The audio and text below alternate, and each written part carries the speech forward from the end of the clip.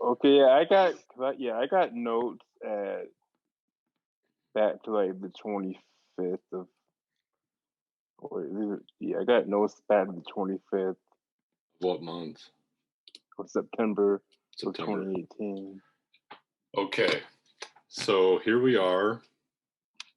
The creator discussion, I suppose, of Electric Addiction.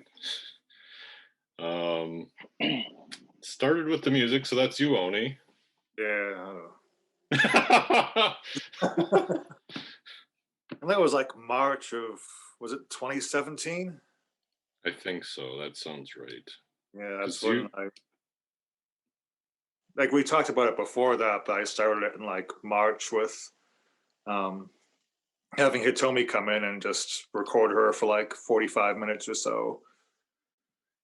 And then yeah, started for like the music like a month or a month and a half after that. Mm-hmm. But yeah, it wasn't called Electric Addiction then. No. Like you want to do something with Seasons before that, and I sent you those tracks and you were just like, yeah, no. Yeah, you sent me like you sent me 4 tracks. Each were like an hour long. I'm like, or maybe an hour and a half. I can't remember. I did have that in the somewhere, like in one of my drives that has like everything. I don't even know where that is. So you already recorded Hitomi then, or did you only record like something else then?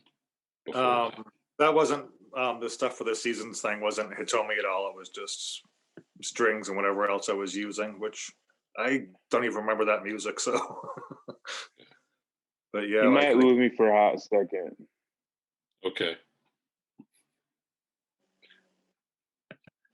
So Oni, you only really had, well, I guess.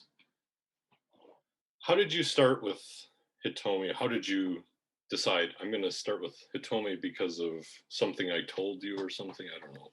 Yeah, it was just like the idea of like everyone addicted to electronics, and then kind of like a human connections coming from that. So I kind of decided to go the opposite way and make all the music sound electronic, but have it be coming from just the sounds from a human voice and affected and manipulated so it sounds like electronic music instead.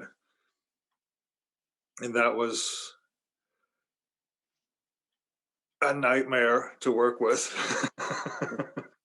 It was just like 45 minutes of just recording her voice saying stuff and making noises and then like cutting up syllables and condensing them and affecting them enough so they sounded like a bass drum. And then just spending literally like probably like at least 100 hours just working on just the sounds.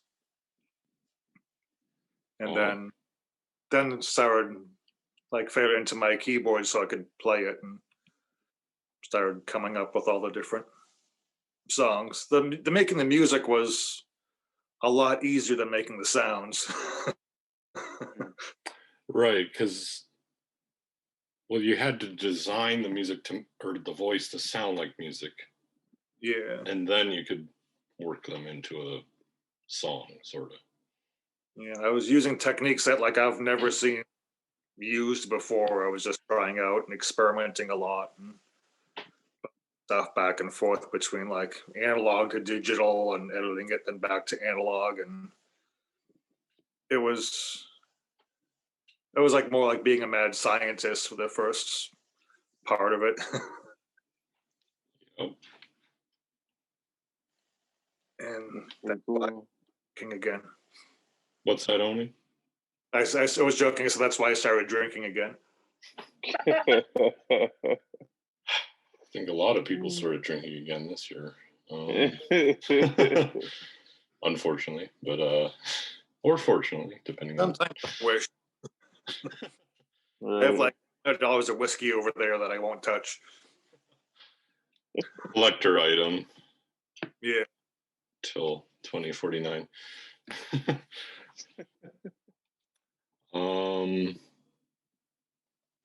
I have here the email. Actually, because it says here we started, at least one of our meetings would have been Sunday. Well, this email is dated September 20th, 2017. And we will discuss themes, how to daisy chain it. What does that mean? I signed my NDA on 9/11. Oh.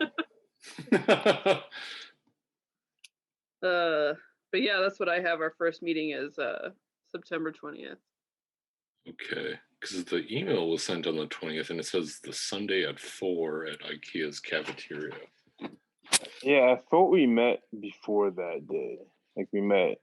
Yeah, I feel like a we time did too. Before that. So maybe it wasn't all through Gmail, or at least it wasn't called We were making a short at that time, so maybe there was some overlap with what us discussed. We discussed the sword Yeah. and the feature Yeah. length in the first meeting. That's right. We were making This something. would have, yeah, distortion would have been next, because details we had done in early 2017. For with distortion we discussed. Yep. Okay. So we had an audition later. Oh, I see. Discuss Z-Fest 9 briefly. Possibly 2 films. Prioritize song tracks. So that's where Oni kind of comes in. I think you had sent us the tracks before that meeting. Am I right about that? Yeah, I had them on my phone. I remember.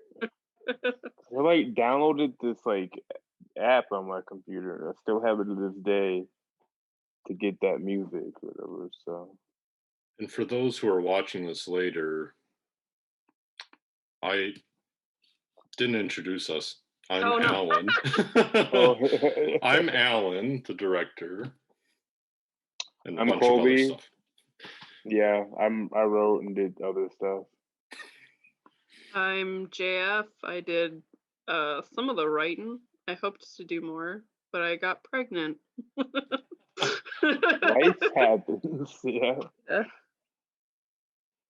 I'm Oni. I did the music stuff. We did the stuff. Everyone's doing something and the stuff. Right. So. Yep. That's true. Oh boy. We're off to a great start. Yeah, it's great. Yeah, this has been great, Alan. A1. No, I think we're all right. I think it's it's a discussion, and it did start with the music. I mean, the big thing was we had to make a story. Yeah, with the right. Am I wrong? Or we had a theme of our relationship with technology. Like the whole thing was to listen to the music first, and then come up with ideas based on and like pick out what tracks like really spoke to those ideas. Which was a really interesting way to like start writing with it, because like I feel like music usually comes a bit later in the process, so it was fun to like it was just really interesting to have everything come from the music rather than the music come from what's it was it's interesting to me because I listen to music a lot, or I used to as a kid, and like would think of like what would be cool, what kind of like soundtrack, or what would this song, what would it look like in a film? And so for us to do that with Oni's music was actually really cool, because like it's something I always did as a kid. I always like, oh, that'd be great in this like in like a fighting scene, or that'd be great in like a whatever scene. It's be a good song for that. So for us to do that was really interesting, because like I don't know, but I'm sure people have done that before. A song they love, they're like, man, I wish this song would be like in a movie. So that's what I had fun doing that, and so it helped me like create my character. Yeah, and I really did listen to it like a lot. Like Yeah. I have very specific memories of like I would listen to it like playing video games or like my Yep. commute to work Or or drive, like yeah, go to work. Or like working so, out, I listen to it, like stuff like that. yeah. And so it really like, and I always thought like the music to me was like, it's like a fun atmosphere. At least the songs that I really connected with, like it's like a fun atmosphere. Who creates the atmosphere, and that's where I kind of like went into my direction of like my character, basically. Yeah. But do you guys remember how we used to like make like all those like fake companies to Oh, figure we out like did. what we're gonna We play? brainstormed so many fake companies. That was a lot of fun. Man. Yeah. Well, I mean, I don't know if you want to talk about it, but the like the how like we had like a pretty big, pretty well sized team of writers before you know we lost two of them. Right. So and then for us to pick, we kind of picked up one of the characters still, but like I thought that was kind of cool. We were able to pull that off. You know what I mean? Because we had a pretty big team at the beginning of it. Yeah, we had Agnes and Kelly originally, because I know Agnes, I don't even remember if she showed up. Maybe once. I can't remember. But I know that Kelly was with us for the first round of auditions in November. And she's in the credits as being, audition assistant. But then we also, it just, it came down to the three of us. And I remember, just picking up with those pieces, like where's that third storyline coming from? Like, how am I juggling my Mr. Robot with like, what else can I kind of hybrid the other ideas with? So I remember talking to Lisa and like I said something that I remember like massaging the story because that's what we did a lot. I thought of like, okay, like molding the story to like make sense to each other, like and have them connect. Because it was all like why? Because I remember it's like I think was it a restaurant we were at one time? We were like, well, we need this character to like have them connect with this character because then it would make sense if they're not there. You know what I mean? I remember doing a lot of that and like the scenes, like the when they're when Paige is connecting with what's her name? They're connecting on the aunt with the video on the video game and like Clay's in the background on the radio, like to make that connection. You know what I mean? Like they're not connected, but they're connected. Like it's all kind of. I like that. It's like going behind the idea of like we think of online and real life as two separate things, but they really are like everything online is real people. There's just like different, so I really liked that. I think I knew I wanted to do it reverse style because I always send Oni like films last minute, like score this right now, like Z-Fest. We had just come off of Z-Fest, which was, I think, a success for us. That under was details. fun. Yeah. It was also challenging because, we had to rewrite things on the spot too. Just kind of like different characters were created out of necessity. And it turned into what it is. So I have here the first email, September 20th, 2017, to meet on Sunday, which would have been the 24th, according to the calendar. So the end of September was like our first big meeting. Because I have here who I sent it to: Jane, Agnes, Kelly, and Colby here. I sent it to you a little later, Colby. I don't think you had came on yet, but like saying that, we have music, right, Oni? as you're drinking. A lot of music. I think I sent you like close to 3 hours of music the first time. Yeah, I think there were a number of tracks, and then I had to kind of cut it down to like all the favorites basically, and then I gave it to you guys subsequently. I think it ended up being like 22 tracks. And I know some of them got a little strange after a while. Yeah. I kept it tame. What's that? I kept it pretty tame considering half the stuff I usually do. Right. But yeah, that's where it kind of came from. I'm always sending him stuff. So why don't he send, let's try inversing this. Mhm. And then Colby, when, and Jane, like, were we already, I knew we were developing characters at this point. And we kind of had, 3 each because we had character backgrounds here, I'm seeing. Yeah, I think when we first started out, we were going to write a traditional script. Right. So I think I actually do have drafts of parts. So I think we started out like with going over script ideas. Yeah. After we had kind of formed an idea of characters and like what we would want to say. Right. I have a bunch of character write-ups from Colby here back in, looks like November of 2017. Yeah. And that's when we had our first round of auditions.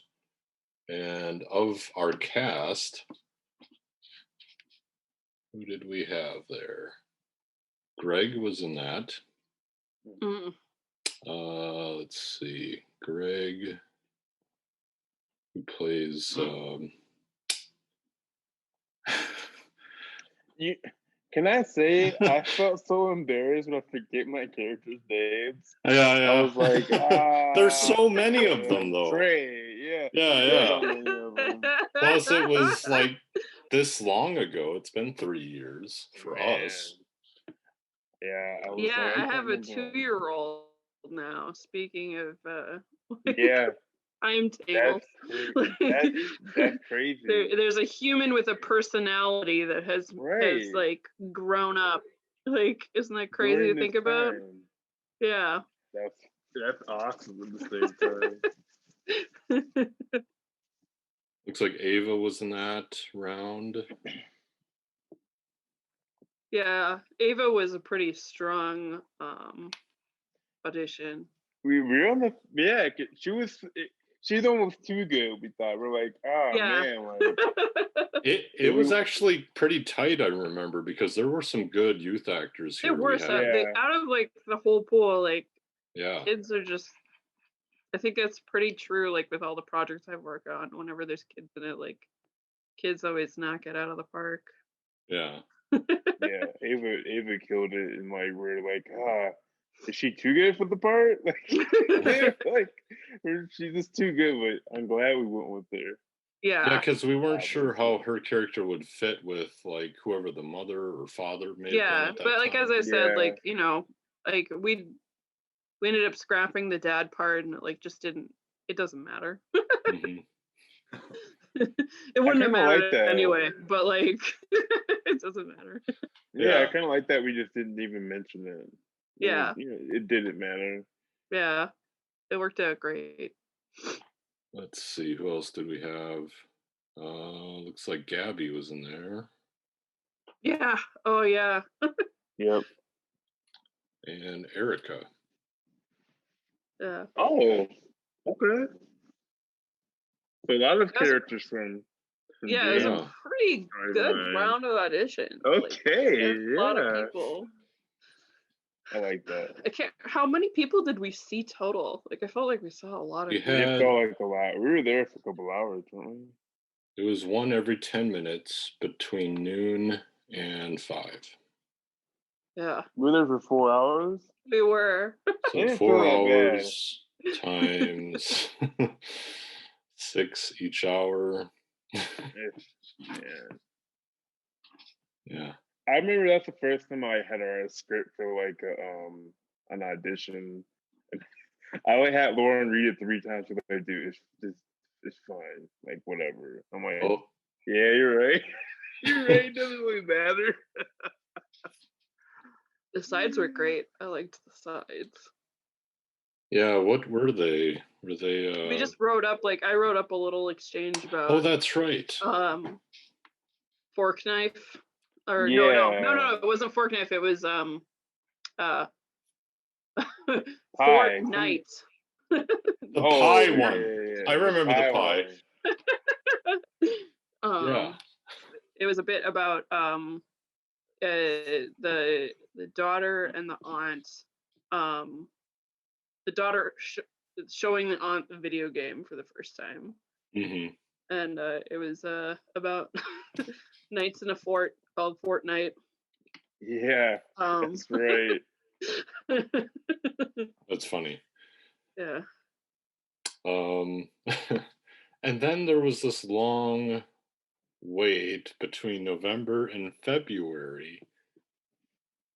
Looks like it was November 28th. Or 26th, it looks like. For those auditions. We worked on the short film. Oh, yeah. That was Distortion during January. Right. Mm-hmm. Then it would have been late February for the next round of auditions. Mm-hmm. That I know Elizabeth was in that block. I think Jennifer, DeVell, Rod, I think. Let me double check that though. Grant and Andy would have been in that then too. Leon was not, he was not in auditions. I remember we didn't find his character. Yeah, we didn't. Well, I think we did. Remember, but then the guy never like answered his phone, or the guy never like he found a he never called us back or whatever. He like killed it and then left, and we're like, hey, it was great. And he was like, yeah, no. Like, all right. He just evaporated. You know, he had other things to do. I guess. That's why we have auditions. That's why we have callbacks. This is to show, like, you know, can you go the distance? You know, can you at least show up? Because I'm seeing on the first audition list a bunch of red stripes, meaning they weren't there. Yeah, we had a few who did not show up again. Yeah, that's interesting. So he was what was it? One of those actors that get a little too in character. What do they call? What is that called again? It's something actor. Right? Yeah, no, I had it in my head and then just went away. Method? What? You know. Method actor. It's a method actor. It was method acting for he was the embodiment of Trey. He's like, man, I'm out here for me. Snapchat this. I'm out. Oh, interesting. We did have Gabby. I have notes here from Jane. Gabby was an idea for the boss. She was favored. Elizabeth was looking like she could have been the aunt. Yeah. Ava was fantastic. I have here as notes. She was great. Yeah. That's interesting. So Elizabeth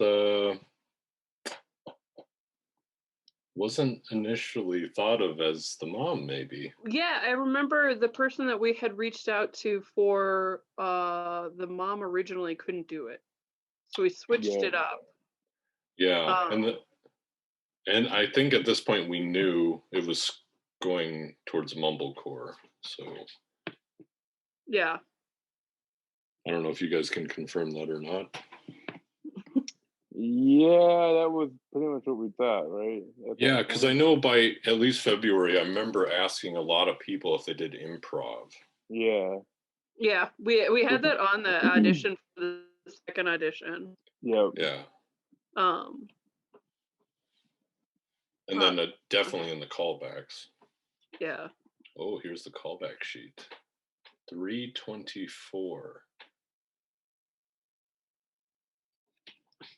18. Let's see. Yep, Andy was in that. Obviously, DeVell. He was in the. Like, we had to double some people up because we just didn't have enough time. I think we also intentionally doubled up with some of them to see people play off each other. Right. I have Greg and Jennifer. Yeah, because we were testing that element. And the improvised approach. Yeah. Plus cold reads. So yeah. That's why you show up, and it's like, oh, right. Is this what this is about? Yep. Yeah, Elizabeth was paired up with someone. Yeah, everyone was paired up, it looks like. Except for DeVell. He wasn't there. Oh, yeah. Because the other person didn't show. Didn't show up. That's yeah. right. Or they went, I remember that, though. They went to the wrong room, and then they just left. They went to the old audition room upstairs that we did, and we were downstairs. Because we were at the library, and you know, I can't really fault them for that one because that library. That's the second location was hidden behind the stack, which is kind of good. That also it was great. Yeah, but I could see why it would cause an extra layer of panic for anyone trying to go to an audition. I mean, it was wonderful space. Don't get me wrong. You want to get in and out of there, just like as somebody with anxiety, like you don't want to be there very long. I remember trying to use the bathroom, but a guy was like mad at me, and I was like, I don't know what I did. I'm sorry. Auditioning, that library.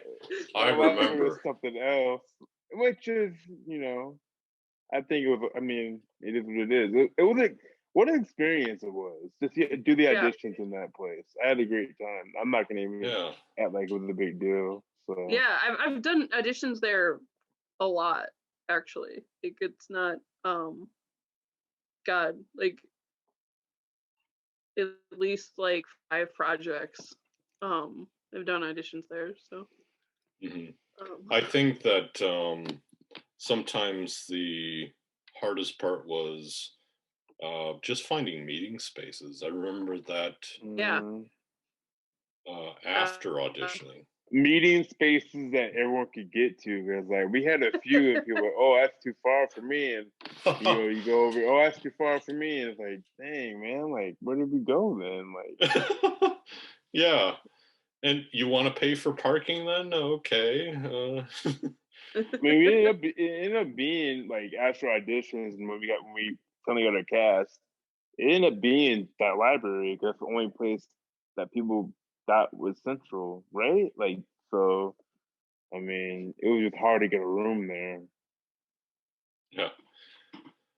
We also had production meetings at like the Lunds Byerly's. Yep. We met one time at that coffee shop. Yeah. There was a meeting room at I think it was a Lunds Byerly's, and yeah, that was one of the last ones I was able to show up to, I think. Right. That was the first meeting where we had to like break down our stories to our characters or to our actors. Yeah, wardrobe. Like, what is going on with this film? Like they're kind of like, what is going Everybody on? had such great creative energy about it, though. It like was everybody fun. like especially at that meeting, like everybody was like super pumped. Like it was really fun. When we first met, everyone was pretty was like the energy was great. Trying to get. Oh yeah. You understand, and like it was fun, like giving them like homework to do. So like, hey, watch this movie. Yeah. And going through like, there were some more like connections and stuff, like ideas, like between people and like talking it out and stuff like that. Yeah. And that was really fun. And like, And it kind of grew. I mean, I know you weren't. I know you kind of missed the later half, but they definitely kind of it grew with people, and they kind of built like an acting relationship with each other. I don't know. It seemed like it kind of it grew onto film too. I felt. Oh yeah, you Well, can definitely feel like I feel like I think the that energy I think is really comes through pretty strong. I think the Like the relationship, because like I guess for me, it's like when you trying to like, it was like a team effort. So you know what I mean? It wasn't like, oh, this is your character. You go over there and learn your character, and then learn the film. Yeah. It was Go oh, over like this is like who you are. What do you think about this person? And then they're yeah like, oh, I guess, yeah, I like it. Like, what would you do in this situation? yeah Well, I would do this, or I would say, all right, now say that again.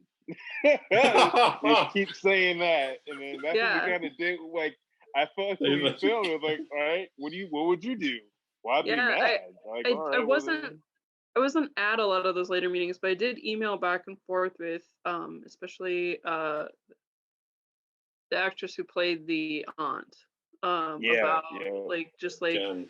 different motivations and like uh just the way gaming culture is and stuff like that and Right. And I wish that's one thing I wish like I knew more about. I wish I would maybe I wish I did a better job at like talking to you too. So, like, 'cause I know gaming and stuff like that. There is some things I didn't know that you know way more than me. So when we were with her, she'd be like, "Well, what is this?" Like, blah blah blah. And I'm like, she's like, I have no idea. And Jane, she's like, "Well, Jane told me that," and I was like, I had no idea what that is, but that sounds great. Like, you should go with that. Like, you know what I mean? I think she did a So great job. She did a she really did a great really job. good job. But like, Yeah. I felt like being, not from the gaming culture, but like now, like she's in it, so she's like, she's older, so she's like Yeah, super into it. I love how she played that yeah, because, yeah, I didn't know how. I wouldn't know how that would look in real life. yeah. I So think she did great, and I like that. I she did loved so that good. inner, like especially like I have a lot of friends in like incredibly various ages and like groups and stuff like through these similar like interactions. So like when she's has that scene like where she's meeting at the coffee shop, I was like, this has that energy. Like I've been in this situation. Like it's I was very gonna You ask you. have, yeah. yeah. I was gonna ask you that because I was like, that seems like authentic. And have you ever been in that kind of situation before? Like, I met you on this game with Get Coffee. Yeah. Have you had that before? Oh yeah, I've had well like pretty similar. I would guess if you if you take a game and replace it with podcasts, that's happened more often with me than with Okay. video games. But there are people that I've had like a strong like bonding relationship with for like way longer, never meeting face to face than like So, and then having that moment is always pretty fun. And it has that kind of pause moment, like kind of like because I've had one time where I played with somebody actually from Minneapolis. It's that game called Left 4 Dead, like a zombie game, yeah and they're like, I'm like talking about like we're on front, it's snowing right now. They're like, yeah, it's snowing here too. I was like, where do you live? And they're like, oh, Minneapolis. I was like, what? Are you serious? Like, I'm in Egan right now. So I was wondering, like, if that's like, I've only had that one time happen to me. So I was oh like, yeah, I've known people who've gotten married from that that's interaction. awesome. Wow. Yeah, That's I should cool. get on the gaming thing, huh? yeah. Because it's all just people, and if you make a connection, like even if it's through technology, it doesn't make it like You're not a user, right? yeah, yeah. It's yeah, It is it's all still you don't people. you don't see that kind of storyline in this film. Like you know what I mean? You don't see like a genuine connection through video games on a film I've never seen it before. Yeah. Like, hey, these people like are friends because they met on a video game, and then in return help my sister get a job. Like that was just I thought that was interesting to me, and I always and think I've that had about interaction, like I've had really similar interactions to that. Like, that's cool. well, heck, like I have friends that have like they've helped me out in so many different ways, like that I, know from online. So that was really important. That was an important part I really wanted to bring to this, because I think there's this weird stigma with internet friendships. I think people have probably changed their mind a little bit about that in the last 6 months. But like, Right. it's, human connection is what's important. And that can happen through technology, like for all the good and the bad. Like, right. Because I think a lot of our meetings, at least for myself and Colby, were focused on a lot of the negative. I didn't say that. Yeah. Side effects, if you will. Right. But then you had this great, you had more of the positive side of it. And and I think it plays really well having those sides, like of it. Like it's like the whole movie is more of an examination of these, like the ways that we interact interpersonally with through and with technology. And I don't know if it was what I was going through at that time, or like what my mental space was, because I picked up on that watching the movie, where it wasn't for the DJ part, but like the not liking social media part. That was a lot of me then, where I felt like I was doing a lot of comparing myself to people who I've never even met before and don't know what the struggles are. But like, they got the new shoes, or they got the new this, and they got the new that, and I'm over here like comparing myself. And I remember like writing a story because I wanted to tell myself like, who cares? You know what I mean? Like that's their life, and they're showing. I remember talking about it a lot. And I think a lot of that conversation we had with therapy for me, kind of. I remember talking about how like you said social media is just like what they show you, like the shiny apple. They're not showing you the rotten part behind it. You know what I mean? And so when we had that conversation, I was like, yeah, that's true. Like no one shows their dark days on social media. And when they do, they're criticized about it. You know what I mean? Sometimes. So I was like, well, I want to have a character who's just like who I was trying to be at that time. Where I'm off. Like I'm not about it. Like it doesn't make me who I am anymore. And like I've used it for so long.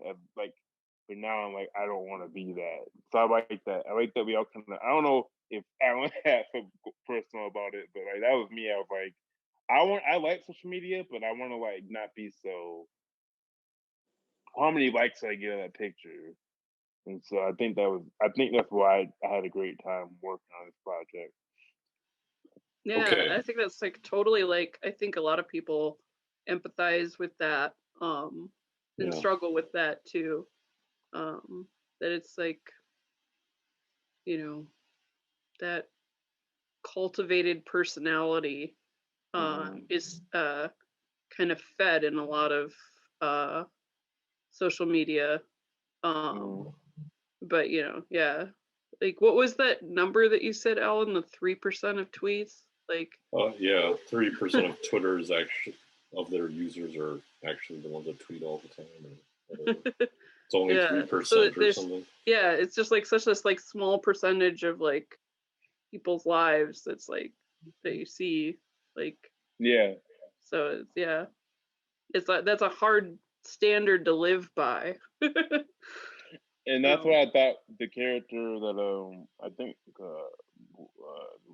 Erica played that's what it was. I mean, she was willingly telling you who she is. Like she's playing a character, And so I like that it was kind of exaggerated a little bit. Like she's knowingly playing this character, and it is what it is. So I like that part of her part of the story of our story, I guess. Yeah, I think it played against DJ Clay pretty well because like she's like she wants that cultivated personality, and he's like kind of struggling against it. So I felt like those two stories kind of mirror in a interesting way. She connects everything, kind of like she connects all the like she she's does. like the middle part of every story because she connected to Andrea's character, and I like her character because she's like she's that other person in real life where like, why are people so mean to you? Because she's just not very good at talking with people, and that's just she hasn't figured that out yet with some people. I like her character because like she's like someone who hasn't just figured herself out yet. It's not that it's not really her. It's not really anything. It's just what it is right now. Maybe I don't know how other people feel when they watch it, but I like that she felt like just a normal person who was like trying to figure out where her space was in this like weird world. Yeah, totally. How about you, Oni? What stories did you kind of connect with as like someone who wasn't really in on the writing process, but I mean, obviously your music, so. I forget characters' names. So, it's okay. We did too. We wrote yeah. The one that I relate to the most is probably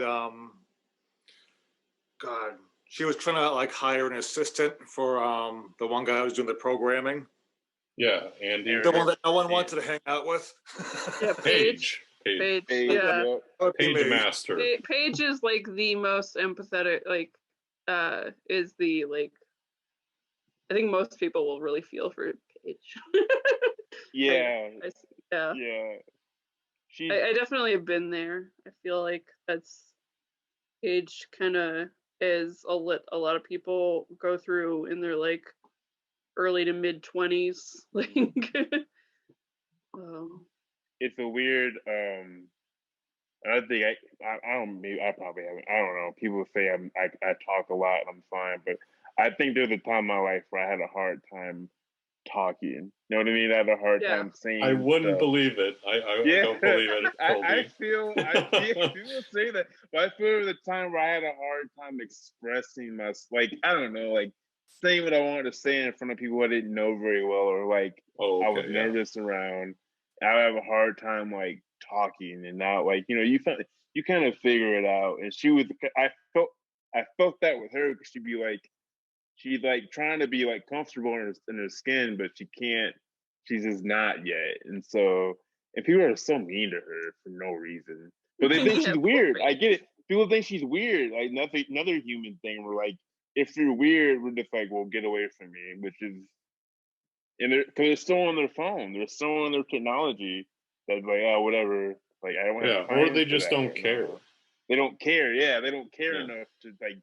You're not interesting enough for them. So I've had that. I mean, I definitely have people be like, "Yeah, I don't want to talk to you." That's like when I just like here's a normal point of conversation, and I'll just go over to the point that's really weird, and then just slowly work my way back. I definitely had that. So let's talk about your picks for actors. Colby, why don't you start? Why don't you just talk about your main three there, and Lisa? I think I'm gonna start with Rob's character. He felt like a big brother when he came to the audition. You know what I mean? He felt like a big brother who knew what was going on. Weren't you waffling between having him just be a friend or be like a cousin, and then you met, and then I remember that Rob came in and auditioned, and you're like, it has to be a brother. Like that's the energy. I don't think I had a brother character, honestly. I just remember you after the audition, you were like, he has like, you said that energy. Yeah, I think. Yeah. I don't think I had a brother character. You originally had Justin Adams as the younger brother. Yeah, that's what I had. Yes, I had a little brother. That was what he had, a little brother, and that because like I mean we had, I don't know how many I had. I think I sent you like 7 characters because I had like an ex-girlfriend story for the DJ. I had parents sure. like the the parents. Yep. I had all types of stuff going on with like the brother and the younger brother relationship, but then like Rod came in and I was like, okay, like yeah, he had to be the big brother. Like he doesn't remind me. No offense to my brother if you see the boy. He doesn't remind me of my brother. My brother was a great big brother, but he's not a big like, hey, like a dad big brother. Yeah, he's not that kind of big brother. He's more like, hey man, you should do this, but hey, I knew what I did when I was your age, so you're doing better than me. Where like Rod was like, I wanted him to be a brother that like was trying to make up for lost time, brother, because I don't know if we made it clear, and I don't want to be clear. I'm glad it wasn't that they were half brothers. You know what I'm saying? So that they share their dad. That they have the same dad, and so I wanted to be like, the brother of I wasn't around enough for you, and now that like we're around each other, I want to try to keep you going the way you're going because I see you're successful. And I don't want to I like how he says like when he's talking to Lisa, he's like, hey, people say, hey, oh, you're Clay's big brother, and it's all downhill from there. But so I wanted to make it be like when I was having him interact, he's not trying to use his little brother for his career. That's why you know what I mean. He's trying to push him to be this certain kind of person. So I'm talking a lot, guys. You can let me be quiet. Well, yeah, you talked about Rod, and then talk about your actors. And then with DJ Clay, with DeVille, he had the energy that I wanted. Honestly, at the audition, there was a few people I was looking for something, and he just can't explain what it was, but he came off as a very, charismatic person who wasn't afraid. You know what I mean? To kind of play up a certain character, and then with Trey's character, I mean, the guy only had one person that chose, I think, and he didn't show up, and so thank God Leon showed up, and they were to just do exactly what I needed him to do, with even a better. You catch his live, Leon's live. Did you catch that with Lisa? Yeah, about how he was brought in, and then like he was told the week before, according to his memory, that it was improv, or before that. But I was like, no, it wasn't. Okay, a whole month means a week in your memory. Yeah, so, I get it. He did such a great job. He did he has solid, really funny lines like that he pulled off. He did better than what I imagined. I think that's a lot of what I got from the actors. Because he came off kind of like trying to be a manager, where my vision was this some really cool guy, like he hung out with the guy. I mean, but like he came off kind of like trying to be a manager, but also trying to like live this facade. Well, he's also his friend too, so and he's his friend, yeah. So I liked that he came off. I like how they brought their personality to the characters, and it paid off, in my opinion. And then talk about Lisa. Lisa, honestly, how did you meet Lisa? First off, let's establish that. Well, now, a lot of this film was like, what can we do to add to this story? And a big thing about this film we wanted was with DJ Clay and him being kind of like in the music scene. I wanted a hip hop, someone from the hip hop scene in Minnesota, kind of in the film, but not not exaggerated. And Rao was just like, well, I did a commercial with Lisa, like Lisa Moy from the radio station, and so, oh man, so he was like, yeah, I connect you. So I think I emailed her, and she said she was open to it, and I was nervous to talk to her. Like, man, Lisa Moy, like she's on the radio, like, well, I don't know how I'm gonna convince her. and like I didn't really say anything. She was like, "Yeah, I'm down. Let's do it. Improv. Let's do it." I was like, "This is great. This is the greatest conversation." And so, what she added to the movie was so it when I asked her, I didn't know she'd be as big of a part. She was huge, and so she helped connect Rod and develop characters even better. I feel. Yeah, I think that relationship between all of them, it made more sense. They knew each other growing up, and here they are, all grown up doing their things. So it felt like they're like I don't know like I don't know. Like I liked how the characters have like such a story beyond and before the movie. I feel like all of them can do something beyond this. Yeah, Jane, let's hear about your lineup here. Yeah. I'm sorry. I was just trying to pull up the audition sheet. Because you have Elizabeth, Ava, Jen, and then Gabby. Yeah.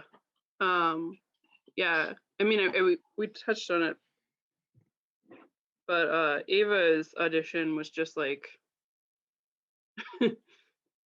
she just blew it out the water. Yeah, like she was perfect. Like immediately, like just like her delivery, like everything, the energy she brings, like that kind of exasperated tween energy that I'd definitely been Yeah, I've seen her imagining. in auditions before, and I've seen her grow up like when she was really young, like maybe 5 or 6 even, somewhere in there. But I'd never had a part for a kid though, so it was just like I can't work with it, unfortunately. But yeah, and yeah, I remember you were conflicted about like, is it a mother or a father, single mother or father? Yeah, I did. I toyed with that back and forth because I feel like in film, I never used to say this. Yeah, there's the single mom character happens a lot more than the single dad. But they're just there just wasn't that energy wasn't there in the auditions. Like I had it left it kind of open. But like really I don't remember who we were originally thinking for the mom, but I'm like I think Elizabeth and Jennifer did perfect for their roles in the movie. For what I was imagining. Like so did you hear her Elizabeth's podcast and her live with Lisa? Did you see those? No, I didn't. I'm sorry. Catch those when you can. She talks about that, a lot. Yeah. I'll have to. Yeah. Can I say one thing? Do you remember that we were thinking Andrea to be the DJ for a hot second? We were talking. It was between Andrea and DeVille for a hot second. I was like, maybe Andrea should be the DJ. We did think about that. We were thinking about that, and I was like, oh man, should I have done that? But like, DeVille was great. He did a great job. Yeah, no, DeVille was perfect. Yeah. I don't remember. I don't know if you guys remember this, but we were really big on diversity of our cast. Yes, we were really big on having not the same thing in film. So I remember when you brought up the part with the single dad, I was like, that's right. We were thinking about having a single dad. Now I'm thinking about choosing my DJ to like to be a girl character because I thought that'd be a little bit more interesting, honestly. But, nothing. DeVille was great, so. Yeah, I think it is really important to think about diversity and like having diverse stories. Like for so many reasons, and like and it is more interesting. Like we see a lot of the same things and a lot of the same tropes over and over and over again, and but there are so many different stories out there. And like I think our big thing on diversity was it like and I think that we have a very diverse writing team as well. But like, we weren't trying to be like, well, we want one of each. We weren't. That wasn't our brain. No. It was more like we want like different. Like, I'm just saying that because it wasn't a stock photo. We were trying. Yeah, we're trying to make a stock photo, but we did want to make it interesting. Yeah. When people say diverse and it says, "Oh, you picked a black guy," that's not what we were looking for. So I'm glad that I'm glad. No, I know what you're talking about because we had come right off of Z-Fest. Everyone is white, it seemed, in all these films. And it was just like, Z-Fest so white, it's like, we had a conversation. Yeah, it's that's true. Minnesota, but, it's, there's more ideas, obviously, we could pick from. And it was something we thought about. Like, we thought about, I'll even explain back to me, but how Minneapolis, we're going to show Minneapolis or the Twin Cities in general with more than just Z-Fest. You know what I mean? Like, white actors, which is nothing wrong with that. But we wanted to show what the city really is. And it's a lot of different people from different backgrounds who act and who like film and enjoy our city. So the shots of the city is beautiful. I love that so much. Yeah. Yeah. Gabby was a good pick for you, Jane, I think. Oh, yes. I love awesome. She's been killing it. I love Gabby as the boss. Intimidating. Exactly. Yeah. And then my group here, all of them have moved away. Every single one of them. So we start. Yeah, go ahead. What, Oni? Is that a sign? Bigger, that character. They took to the story. They did. That's true. And they moved everywhere. So we have Grant, who played Oliver. And again, I was really into Mr. Robot. Oni knows this. And just kind of wearing a Mr. Robot t-shirt kind of in honor of that. Oh my. 5'9", huh? Yeah. Okay. I just or F Society. I was picking out a t-shirt and I saw that and I was like, oh, I should wear that because I know that Alan based the character on I didn't think here, so. No, I'm kidding. They did win that year, so. I was rooting for them while we were, trying to get through this film. I was not. I wanted LeBron. I know they stopped LeBron from breaking the record, basically. Anyways. Yeah. Anyways, I want to get into that. Anyways. Good old Durant. But then, Oliver's character was really supposed to be working for this Silas, which is another character in a way that will continue on. My brother loved him. My brother just watched their movie. He loved the Silas executive. He thought that was top notch. Greg was great. I thought that was great. So. Really good. You're painting on our ceilings. That finger. Yeah.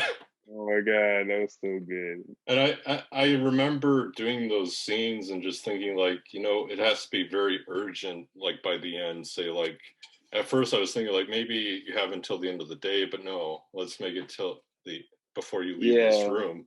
I remember you saying that, and me and Lauren no, it's gotta be in the after you know what I mean? You have to leave with an answer. Yeah. That was a long day of shooting. Yeah, we did all those scenes that day.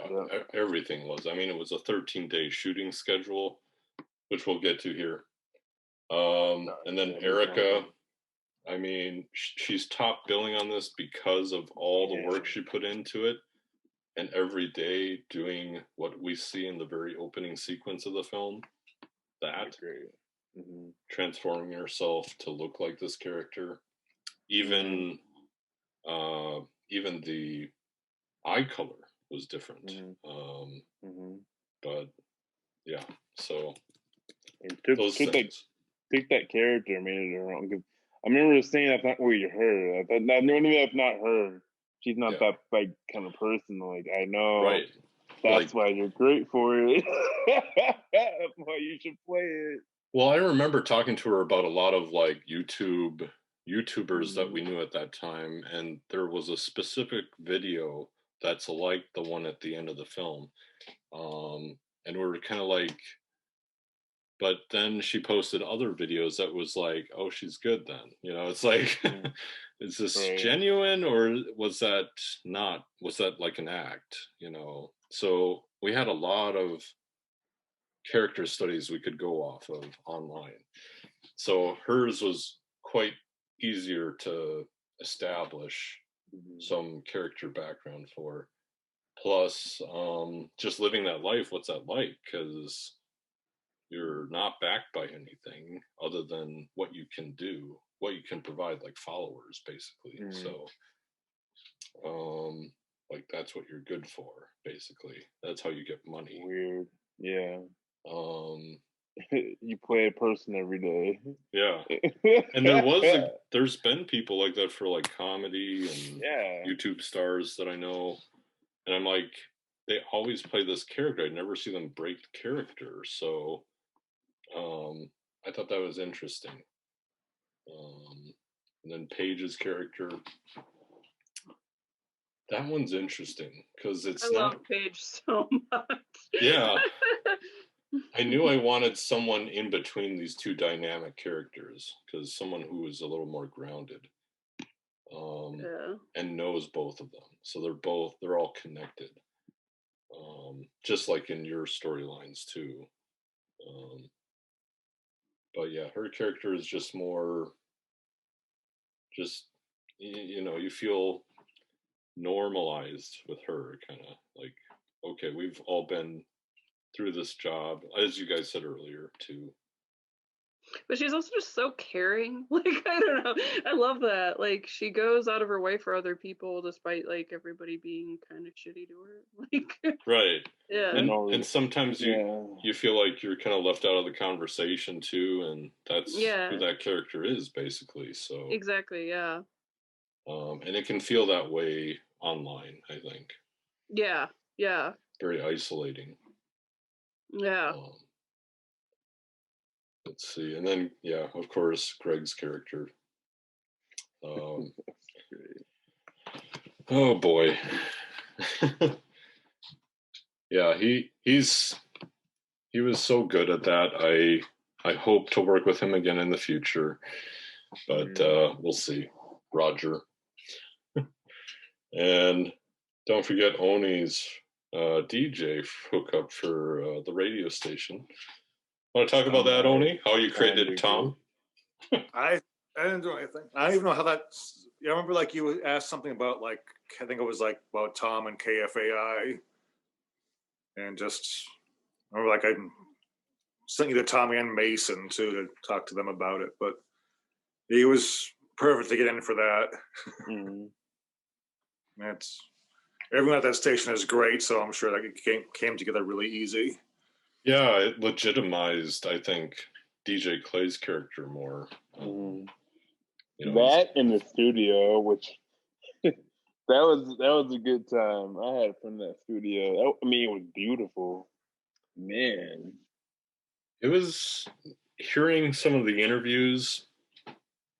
I remember it being a hard sell to some of the actors, but I don't remember it being as hard as they have now expressed. Yeah, I remember that. Yeah, man.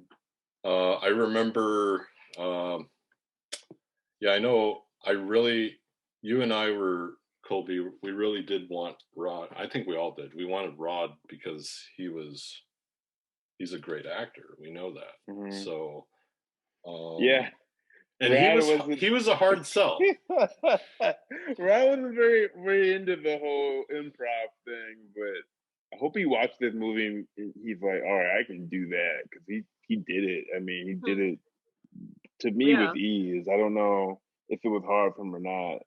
Maybe Well, it was remember how title hard it scene. was to trim down that car scene? He had a lot of, Oh, he had a lot of girly good lines, but it was he just, had so many good lines. I was like, I don't yeah. know how Alan is gonna pick from this. We trimmed Right. that a lot. They talked Mhm. the first cut we got. They talked for a good 15 minutes. I was like, bro, we can't. Yeah, we gotta move on from this. He talked about Yeah. how he got into prison. He talked about what they did in prison to it. Like he talked about all that. Like, man, You want to know how it is? No. it was a long conversation. Yeah, because Rob was he kept remembering he was saying. I always keep saying that. I said in the interview with Lisa, but it was amazing how they kept remembering their lines. Like Yeah. because we would watch it again, they would say it again. I'm like, man, that's crazy. So kudos to our actors. Right. Now on to our lovely production schedules. Day 1, Gold Medal Park, 5/13/18. So May 13th, 2018. That was a hot day. That was a hot day. That was Mother's Day actually. Yeah. Wow, yeah, I think you're right. Mother's Day, and I think did we pick that location, or weren't we going to shoot further down, but it was like crowded over there, or like there's way too many people There were a like lot of down people there. Just think about that. That's not a thing now. Way too many Yeah. people, like that's crazy. Yeah, I thought about that watching the movie too. Like, I'm like, oh, Mhm. people in places with each other, no masks. Mhm. Yeah. Interesting. Yeah, it was a Sunday, it looks like. Yep, so that would have been Mother's Day. Mhm. Yeah, it was a good day. I mean, I had fun. It was nice. It was a warm day. Yeah. We got to hang out at Gold Medal Park. I remember that movie making us hang out at places that I don't really hang out at a lot. So that was really cool. I don't really hang out at Yeah. Gold Medal Park. You know what I mean? Like, it's not a thing that I do, but now I do, but not until then. Oh, So, really? Okay. Yeah, it's a like, beautiful park. Yeah, I never knew Izzy's was over there. I remember going there a lot. Like after shooting that movie, we had moved to my apartment now, so we used to walk to Izzy's that summer. So, good times. And in the movie, this was the scene with Paige and Tess, and they're talking by the Guthrie. So Yeah. Jane and Oni, feel free to chime in. So that was the first scene. That was day 1. That was the first scene. Yeah. Day 1. Wow. And the main connector there was talk about DJ Clay and his new album, 1%. Well, we didn't know then, right? Did we know that it was the 1%? main connector? And then also, it was Greg's character that was the main connector. Yeah. Like with that algorithm of that AI he was working on. Yep. So they used to work together. So yeah, establish how they know each other. Yeah, establish how they know each other. Connect, Greg's character with them, and then DJ Clay. Yep. We touched a lot in there. They did a good job. They threaded that needle when there was no needle to be seen. Nothing. They didn't know anything about it. Yeah. Yeah, that's why I'm surprised. That's like, yeah, I wouldn't have guessed that was the first shot because they did do, like, yeah, they did a really great job, like, of playing that, like, as the energy, like, Paige's peak Paige. Yeah. Like, And yeah. that was a really good day. That was a great day. It was tough getting sound that day. I mean, every That's day what I was was gonna tough. ask about because I remember, every day 1 for you, Colby. Outside was tough. I've never done sound before, so that was great. It was a good time. Yeah, We lucked out because the side of the sidewalk that we were on, no one was really walking there.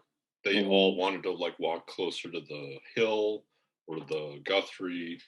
I remember when we got there, you guys came up and like Lauren was holding the hanger with the clothes on it, and you had carried something else out, and then Victoria was setting up over on the park side, and it's like this. Yeah, we're all here, but it's a big space to meet. So we did gather over kind of where there were benches so that Victoria could do makeup. Shout out to that place too, and we can touch on this later. But really good, great people who let us shoot and weren't trying to be in our scene or like ask us questions too much. I remember that being like that day spoiled us when it came to shooting in the crowd because like we'll get there. It was an easy day. People were just kind of like, "Oh, what are you shooting?" And then that was pretty much it. Well, that's it. It was like one of the first warm days of the year. Yep, that's true. Or weekends, and I think that's why people were just happy to be out. They just wanted to enjoy being outside. Mm-hmm. That was a great day. Yeah, and we had like one clip of us like setting up sound, and that's about it. I think Lauren took it or something, and it's on our Instagram stories, like highlight reel thing for behind the scenes stuff. But yeah, that I just remember we had like earbuds. I was like, we didn't even have like headphones. It was bad. It was so bad. Very guerrilla tactic shooting, like very just. We jumped out of a helicopter and shot it, and then jumped back in the helicopter and flew. Like it was just like it was not much to it. It was like bam, iPhone, bam, boom, mic. All right, let's get out of here. Which, I, if you don't mind me jumping in really quick, I had a question for Alan about like the process of how you kind of your post process with that scene specifically. I was really interested because it's sounds a lot different than the first time I watched that scene. Yeah, Colby. Man. Wonder why that is. No. I mean, I'm not throwing shade on anybody. I'm just, I'm interested in just the process because, like, sound came last. I knew I wanted to cut everything right first for the story. And then I would worry about our god-awful sound in the first cut that you guys saw. I think you all saw it. Yes, I did. Oni, what'd you think? Did you see that? I think that was like this past summer? No. That was early. Oh, no, I was like, wow. Last year. That was like in the winter time. Yeah. Yeah. Ugh. I'm not, all right, can I say, when I watched the first cut, Lauren was like, don't tell me anything, but how do you feel about it? And I was like, it's not gonna happen. Yes. It's not gonna happen. And she was like, that bad?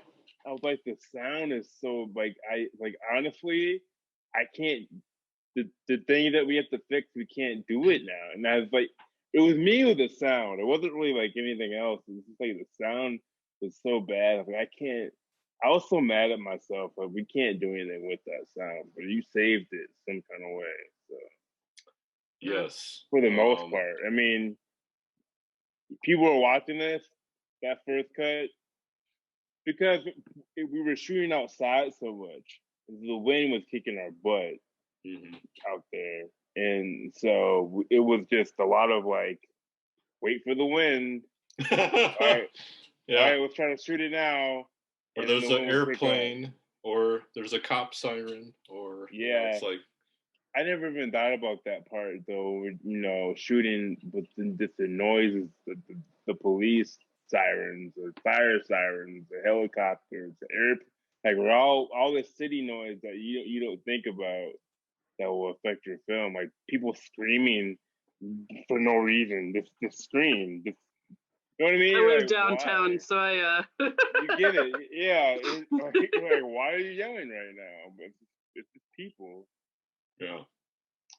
Yeah, that day we got our feet wet. We got spoiled, as you said. Great day. Awesome day, yes. And I got sunburned on my forearms. I remember that because I came home and next to my couch, I was like, oh, I'm like my couch. And my couch is red. So it's like, I'm going to feel this in the morning. And we have to shoot the next day, which is Monday. That was at the radio station, wasn't it? Day 2 was KFAI, yep. Thanks to DJ SLT for that hookup via Oni. Thanks for my job for letting me use PTO that day too. I remember I was kind of nervous about it, I put the work. Oh. I didn't tell them. I was like, hey, I can't come in. I have to shoot my movie. And she was like, all right, I'll get PTO. Like, she was just so cool. Like, shout out my old boss, Anna. She was awesome. So yeah, we'll get to that too because we used her office or someone's. Sure did. Man, now you just brought up the schedule, and I'm like, we shot a feature in 13 days, guys. Especially with being all improv, that's kind of insane. It was nuts. I was like, what are you doing, Ellen? And Oni handed me the music first. Is like, how did this whole thing not go off the rails real quick? Yeah. I mean, I could sense it with a few people. Just kind of being like, people were not happy. I don't know about this. People were not happy with the timing and the. Well, and I get it. I mean, I get it, but like, people had my thing was like, get both sides of it. Alan has a life. I have a life. Everybody has a life, so we gotta get this done. You know what I mean? And some people had like every other weekend they could film. Some people had, well, I can as long as I know ahead of time, and it's like, yeah, but everyone else's schedule doesn't really work. So yeah, you're working with a bunch of artists who don't, and not everyone works a 9 to 5, and I had to get over that. That's my thing, and everybody works my schedule. Yeah. I had a full-time job too, and plus I had weekends where I did film like weddings, and we mainly shot on the weekends. So we'll kind of keep going here. Day 2 was May 14th, 2018, KFAI. So Devel's first day, Leon's first day, Abisha, yep. We got spoiled that day. We were inside, most part. It wasn't windy outside. It wasn't that bad outside that day. That was a pretty easy sound day at least. And shooting at KFAI, am I saying that right? That was a lot of fun, just being in that building. That was a good time getting to know people. I got to know Deville. I really didn't know Deville until like that day, really. And so we got kind of get to know each other more. And I already knew Leon for the most part, kind of. Not well, but I knew him. And that was a great. I remember we had a little debacle with the memory, with our memory size, our storage.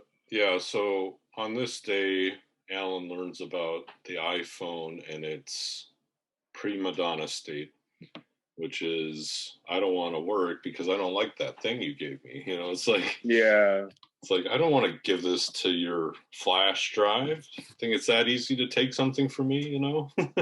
Right. So Colby, thank God you had your laptop. And so we connected the phone and we put stuff down to your computer, but the first take was 30 minutes, guys. The first take of that radio scene, the master was 30 minutes at least. And this was probably the hardest scene to edit because it was so long.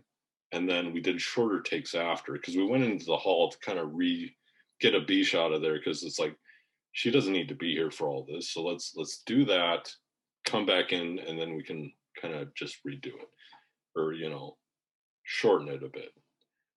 So we did that, and that was fun, right, Colby? The whole hallway.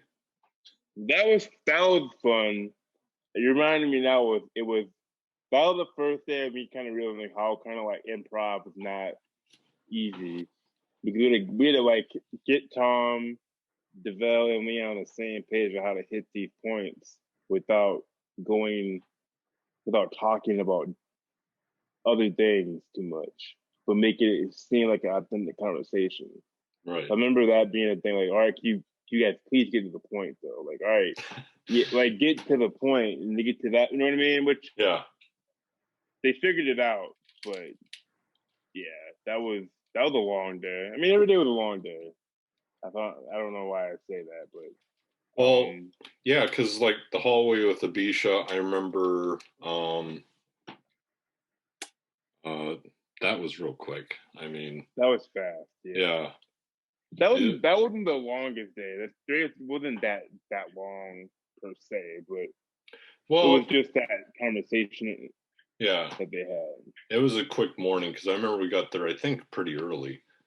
We were done in the middle of the day. Was it? Because I know, like 1 p.m. Because we had that sidewalk scene also outside. Yeah, we shot that first. No, that was last. That was last on the day. That was last. You're right. Yep. Yeah, so very hard to edit the radio station scene, and because it did seem kind of boring, in order to make it better, I had to intercut it with the gaming scene and Paige's like connection, and everyone's kind of multiple things are happening. It played really well. I liked intercutting made sense. Yeah, because I think we talked about that. Yeah. I just remember the edits. Well, I remember when we were like coming, like that had been one of the ideas that the way that we would tie in DJ Clay is having people hearing. Hear him on the radio. Stuff. And but so it worked really well. Yeah, and it gave me a cutaway. Yeah. Which coverage. And same with if I had been there, I would have been on your ass for coverage the whole time. It wouldn't have mattered. It wouldn't have mattered, Jane, because nothing was the same. When you cut to something else, it's like suddenly they're talking about something else. It's like, I meant like just like their hands or like little places where you can edit. I see. That type of coverage, like. Well, when you have a 30-minute take, it's like, we don't have time to do more. It's like we ran out of time. Yeah, which was but yes, you're right. Had you been there, I know. The pseudo script supervisor says we. No, that makes sense. That would have been really helpful for some things, I'm sure. Like, there's probably a bunch of times I'm like, we should have put. I mean, we did when we were doing editing. We're like, we need something there because the time doesn't make sense. So we need something in that. And you did a great job of like editing that. We can talk about that later. But I dropped in the huge edit. Yeah, there's one scene I'm like, that's not gonna work. I think the one scene in the movie, when I first watched it, I was like, that makes no sense. And I was like, you have to put something in the middle of that. But we'll talk about that later. Okay. You can talk about it now if you think about it. Yeah, I mean the big one was the listening party. And when we had them talking and blah blah blah, and they're like, "All right, let's wrap it up." We'll get to that. Okay. Day 3, May 20th, 2018, the Lakeville House. Oh man, that was a Sunday. Yeah. Like little kitten on set. Can I say one thing? That outtake, I was like, that should have been the main take. Leave that in. That was cute. That is next for now. You're lucky I didn't see that before you finished editing the film, or would have fought for that cat. Yeah. I hope Andy sees this. Shout out to Andy for coming out for that one scene. We needed you to come out there, so I'm glad you did. But like, you were there you were only there for like an hour. And then she was out. Like she drove so far. So thank you for doing that. Because like they did so much, man. That always blew me away. It was far for I think a lot of people. Obviously, that deep in South, but we got a lot done that day. Ava, that was the only day for Ava. And if she didn't, that was only for Ava. And if Andy didn't come out there to do that scene, it would have made no sense. Like watching the movie. So like, man, huge. Wow, you only had one day for all of Ava's scenes? Yeah, I'll be right back. Wow. Yeah, I forgot about that. Well, she did great. Yeah. So we started the day with the kitchen scene in the opening sequence, and then we moved to the other kitchen scene towards the end of the film with Elizabeth and Jen. And Elizabeth was very vocal about that, both in our, like, she expressed how she felt about that, how she thought she did on that scene with Jen and herself. Because she did not feel good about that at all. She apparently told so many stories to so many people about how bad that scene was for her. And really, yeah, because if you listen to the podcast, look at our cast and crew premiere post discussion. She did not feel good about that scene at all. But did she feel better about it after she's seen it? On the podcast, she did say that, you know, it's one of her favorite scenes in the movie. Oh, thank goodness. It ended up being, I think that was such like a strong scene. Yeah. Yeah. The one in the kitchen, or? Yeah. Yeah. Oh God. Yeah. That's the power. Yeah. That's which is just off the job, right? But it goes to like how your memory works, you know? Mm-hmm. Yeah. Well, I think it's easy to be, I have a hard time with that myself too, with things I do. I'm like hypercritical of everything I do. And I would remember shooting that scene.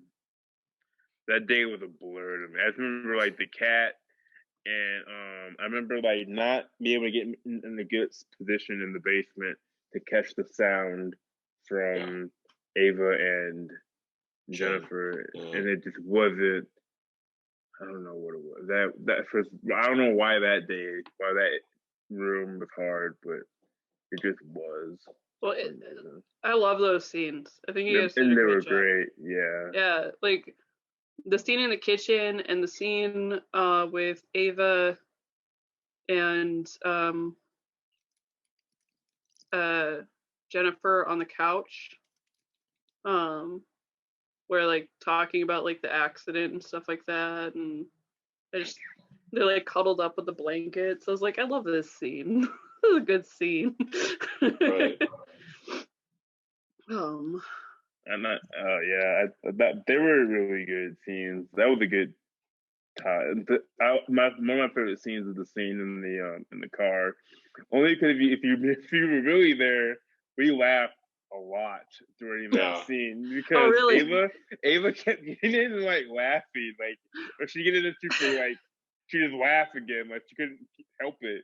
There's a lot of laughing that day. If you want, the bloopers are coming out on Christmas, but it's kind of like if you see the way Jen sets up that line, it's like this happened, then this happened, then this happened. It's like, yeah, that's kind of ridiculous. I get it. Yeah, she would laugh. Yeah. Like, this is crazy. Or like she would get in the car and look back at me in accident, and I was like sitting back there like this with the boom mic, and so she would look at me and start laughing again. Like I gotta do it again. It was pretty funny that day. Yeah, because you had to be out of sight of the camera, but you were in her sight because when she came in, you would have been over here. I was sitting right here with aiming the mic at her, like you saw nothing. Like how was Ava with doing the improv since she only had one day? She was sharp. She was awesome. I think her mom was kind of like, what? But I think her mom was also she kind of was at the meetings before. But tilt your camera up, Colby. Oh, sorry. I think Ava was. It was nothing to her. I don't know how you felt, Alan, but it was like another day in the park. She killed it. Yeah, I mean, obviously, like, yeah, there were. She had questions. She Yeah, had a few questions about like video games. Like she didn't play video games, so right. she had to ask about that. And I don't know.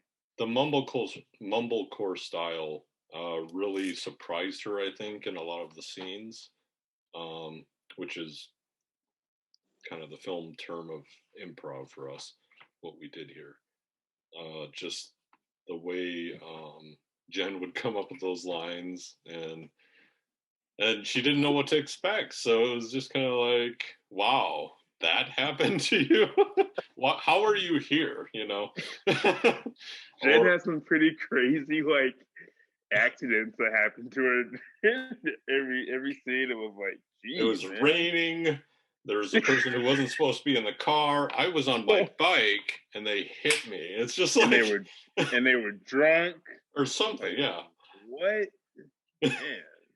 Yeah, we had talked that out a little bit over email. I think we like, yeah. What did you guys discuss? Did she want to know like how she got injured and? Yeah, well, I think I didn't. I don't know if I actually said anything specific, but we just kind of talked out like the ideas behind like that with the character, which is a little funny because now, well, not funny, haha, funny, strange. I am now disabled and in a but from illness. So it's a little fun, like the way that she plays the back pain is very real to me. Oh, yeah. Believe it. So, yeah. So yeah, I don't remember talking specifically about the injury, but just like we talked about like kind of going over like having one kind of life and then an event happens and you're trying to like find a new way and a new way to connect. And that video games kind of provided a lot of the excitement that she was had. Yeah, because she was in the Peace Corps in this. That's where we arrived with her character. Ironically, Andy actually joined the Peace Corps. So yeah, that was funny. Yeah. Oh, funny. But okay, so Lakeville. Let's see, the kitten. I remember in that take in the bloopers, like I said action, and then apparently the kitten ran down. It was perfect. It looked like it was rehearsed. I've seen this blooper, and like that scene plays out perfectly. They don't even react to the cat, and the cat comes in when it starts and like exits the frame like right at the end, like in like one solid shot. I was like, you could have kept it. No, the take ended. It was a continuous take. So by the time we got to Elizabeth, it was over. It was over. Yeah, that's all right. It's hilarious as an outtake. It's yes. Like, because it plays like, anyway, it's funny. Yeah. That was a good time. And then we went to the school afterwards to film the car scene, which really closes the third act for them. Mm-hmm. That was nice. Yeah. Yeah, and it's like it was some no, I guess it was because it was May, but it was the weekend, so school wasn't there, so no one was there, so able to get away with that. Nice day too. Day 4 is the 21st of May, which is a Monday. What do we shoot that day? This is Courtyard Marriott, Bloomington.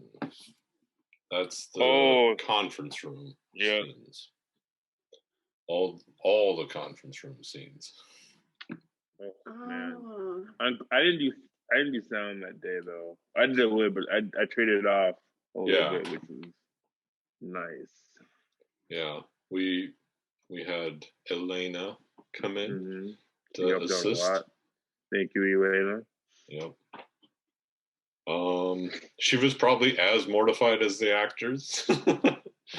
Just in talking to Elizabeth, at least, about that, and hearing from DeVell and Leon, and just, all the actors had the same anxieties going into it.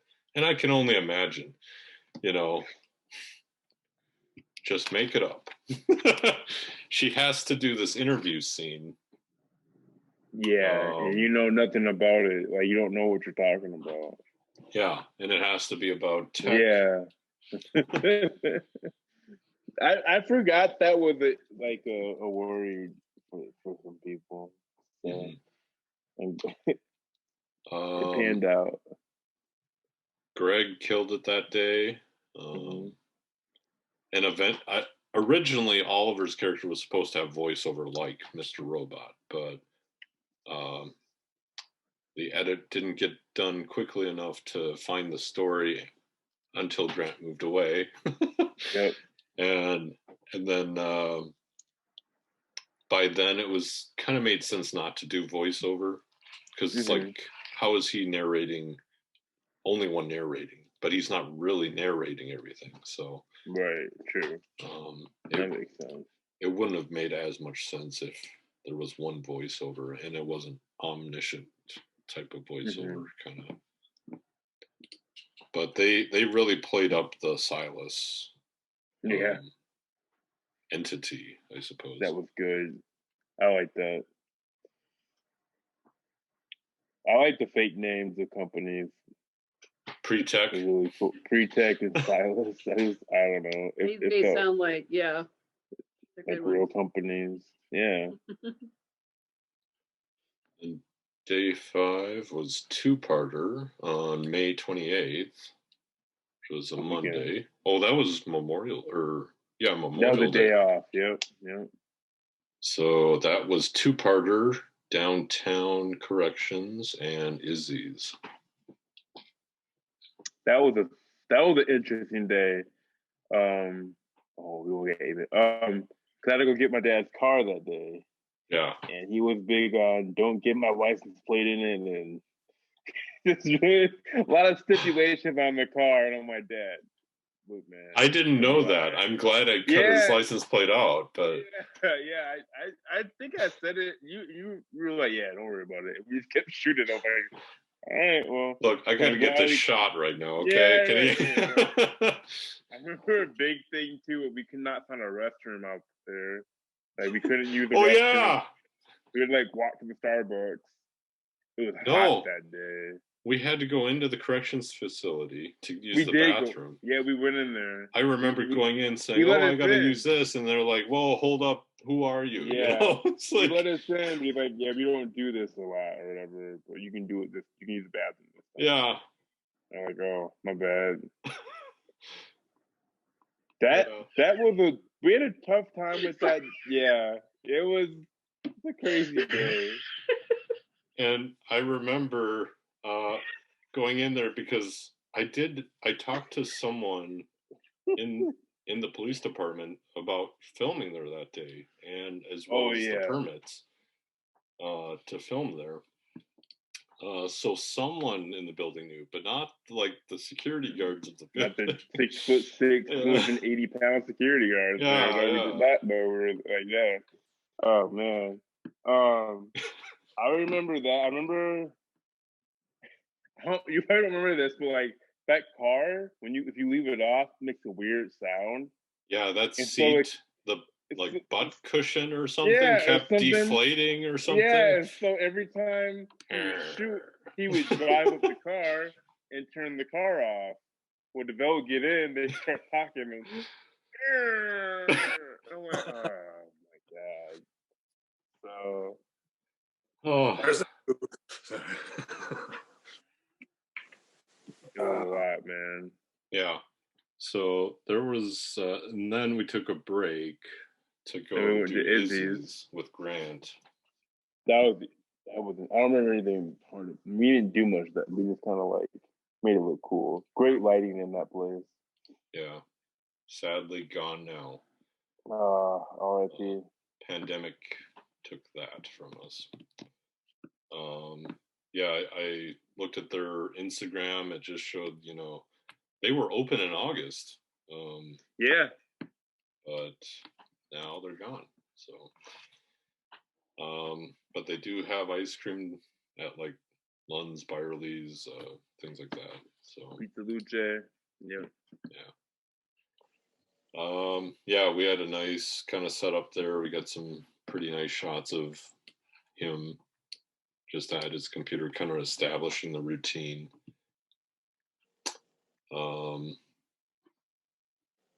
Yeah, I remember the car earlier that day. What do you think, Colby? Because it got really hot, didn't it? It got hot. Yes. And then we had to turn off the air conditioning in the car. We had to turn the air on. Yeah. Yeah. We had to turn the air off because it was too loud for the sound. And so you sweat, and it was just, yeah. But we got it done. Yeah. So were there two of you in the back of the car?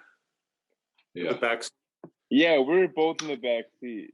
So the phone, I had it like obviously in the center by the console. Colby had the boom mic like come up underneath, so it was kind of moving back and forth there. And there's this one part that annoys me in the Filmic Pro app. All their stuff is at the bottom, so it covers up everything. So when I played the footage back in some of the shots, there's the boom mic just sticking up, and I'm like, oh, God. This is not good. So luckily we filmed in 4K, so we can kind of bring it up a bit. So there were four of you in a car in the summer with the windows closed. Yeah. No air. Because we can't have extra outside noise. We're trying to avoid that. And I remember filming like DeVel's first shot, him getting into the car, coming down the stairs, and this kid comes up to me and is like, is he gonna parkour? There were some weird people like remember people were like talking to Lauren outside and we're like, you got go away, please. But we got used to that. I asked Elizabeth that because we talked about that on the podcast, and it's just kind of like, how much better would it have been had DeVel parkoured his way into the car? You think that would have been like, yeah, that made the film. Across the front of the car. That'd be but great. I had my iPhone out, right? So it's like, oh, you're going to do like a social media thing here. That's what's going on. So. I guess so. Electric addiction. I remember every time we're like, hey, we're shooting a film, people be like, where's the camera? And we're like, oh, the phone. And they're just like, oh, okay, you're shooting a film. Whatever, guys. Whatever floats your boat, you think you're filming. Yeah. That was funny. Like for like outside shots, that had to make it so much easier for like people not to try to get involved because you're not sitting there with like a big camera or anything. You just the phone and. You would think, yeah. You would think so. But not always. Yeah, it made it seem easier to get away with shots, I think. But after that, it's like, if you do things like what Colby said, it's just kind of like, what? Yeah. Same with all our actors, apparently. They're like, shot on the iPhone. Yeah. I thought this was a movie. Right. So, day 6 was the office scene in Egan. So that's Colby on May 29th. May 29th. That was a Tuesday. Yeah, that was a fun day. Wow. So Monday, Tuesday that week. Yeah. This had Gabby, Elizabeth. That was it, yeah. All their scenes. And we got all that knocked out. We kept laughing at Gabby's lipstick. That was the last setup. It was on her teeth. She did a great job. She just comes off as like an authoritative boss. Yeah. But cared. You could tell she cared about Elizabeth, but she also like like I think it happens a lot like with like she has to like extra play up like her authoritativeness in order to get people to take her seriously. Like Right. I was gonna that mention that. I Yeah. felt that energy from her where, you know, she got to as a woman Yeah. for being more authoritative. You know what I mean? Because she had to be that person. Yeah. Because like when she mentions, "Oh, my kids," she's like, "Oh man, find a nanny or whatever, Yeah. figure it out." Okay, Yep. it was more of like I had to figure it out, so you had to Yeah. figure it out. So, and I felt that for real when she you know she let her go, she was really sorry about it. Like you could tell, like I don't want to let you go, but I gotta do it. So she played that role really well. I just feel like a lot of our characters, maybe I'm just because I did the movie, I worked on the movie. I felt like they had a lot of depth into them. Yeah. I think they did. Yeah. You know, they weren't playing a certain type of person. Yeah. And I think that speaks to our supporting cast, our day players who just showed up, you know, for those 1 days. Yeah. And just help support the main cast all the more. Right. Just really, you know, gave them a little more to play off of instead of just our main 9. And that's kind of like life. Rained really hard. I was really worried about the sound in that firing scene because that's when it started to rain really hard. Yep. And it was nighttime. I was nervous. It was in my boss's. I'm not sure. No, it was in our office, and so I was like, I hope like I put everything back because like I don't want to get in trouble, and hope when she sees this, she doesn't get mad at me. And so, it was weird watching it because like I know that like I worked there, so it's so interesting to see that whole area and it kind of takes you back.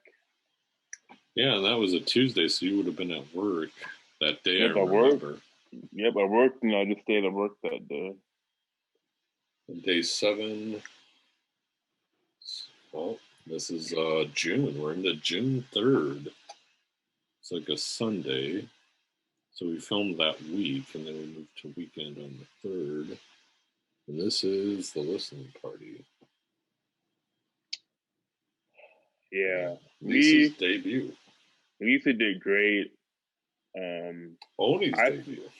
Oni, honestly, I tried to get people to get there. I felt like I get way more people there. It just didn't happen. It was the same day as Grand Old Day, or not? Yeah.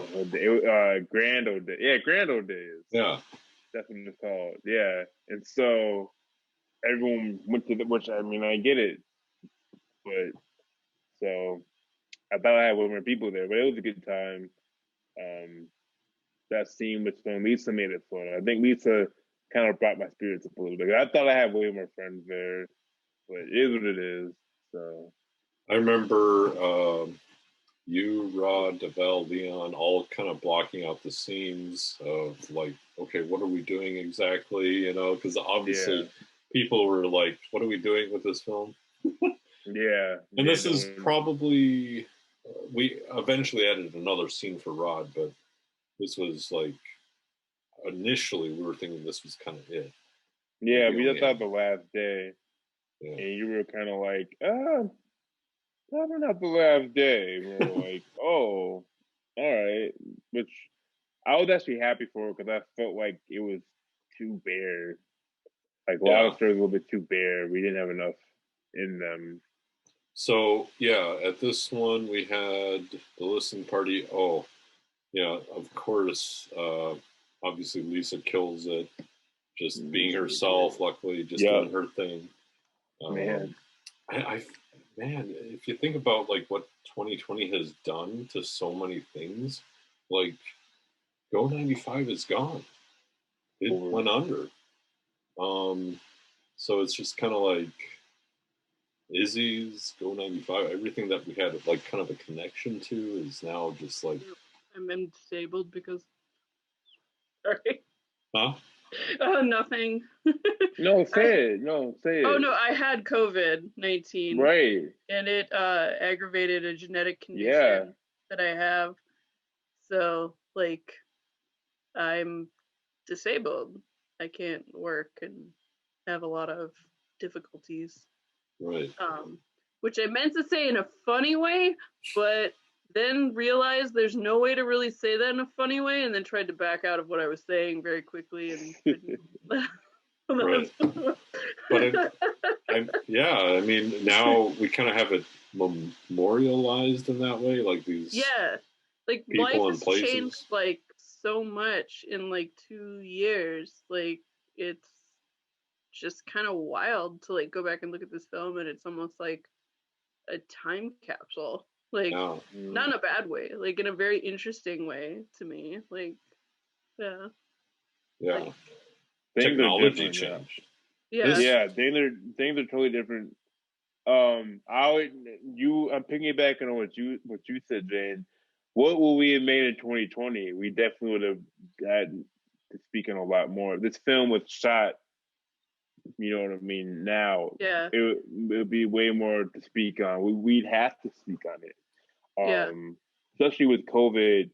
I think I would love, like with my job as a social worker, I would love to dive into more people who are disabled and have to cope with COVID, and you know what I mean, not having the job that they used to have or wanted, or you know what I mean. So I think about it a lot when I think about this film.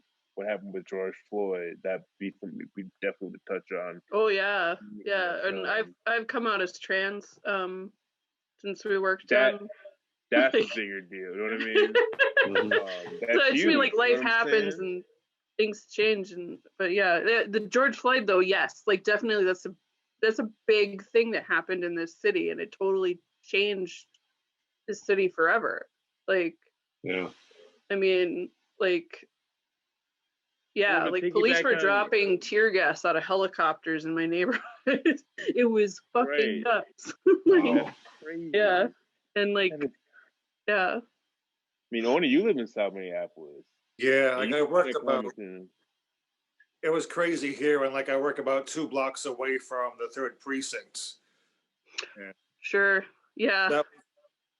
Like I work at a home health care company, so I was literally bringing like medical supplies from work to bring there to donate to people and stuff to different places. I'm like, we're not using this as much as we need, so I'm just taking it. That's lovely. Yeah.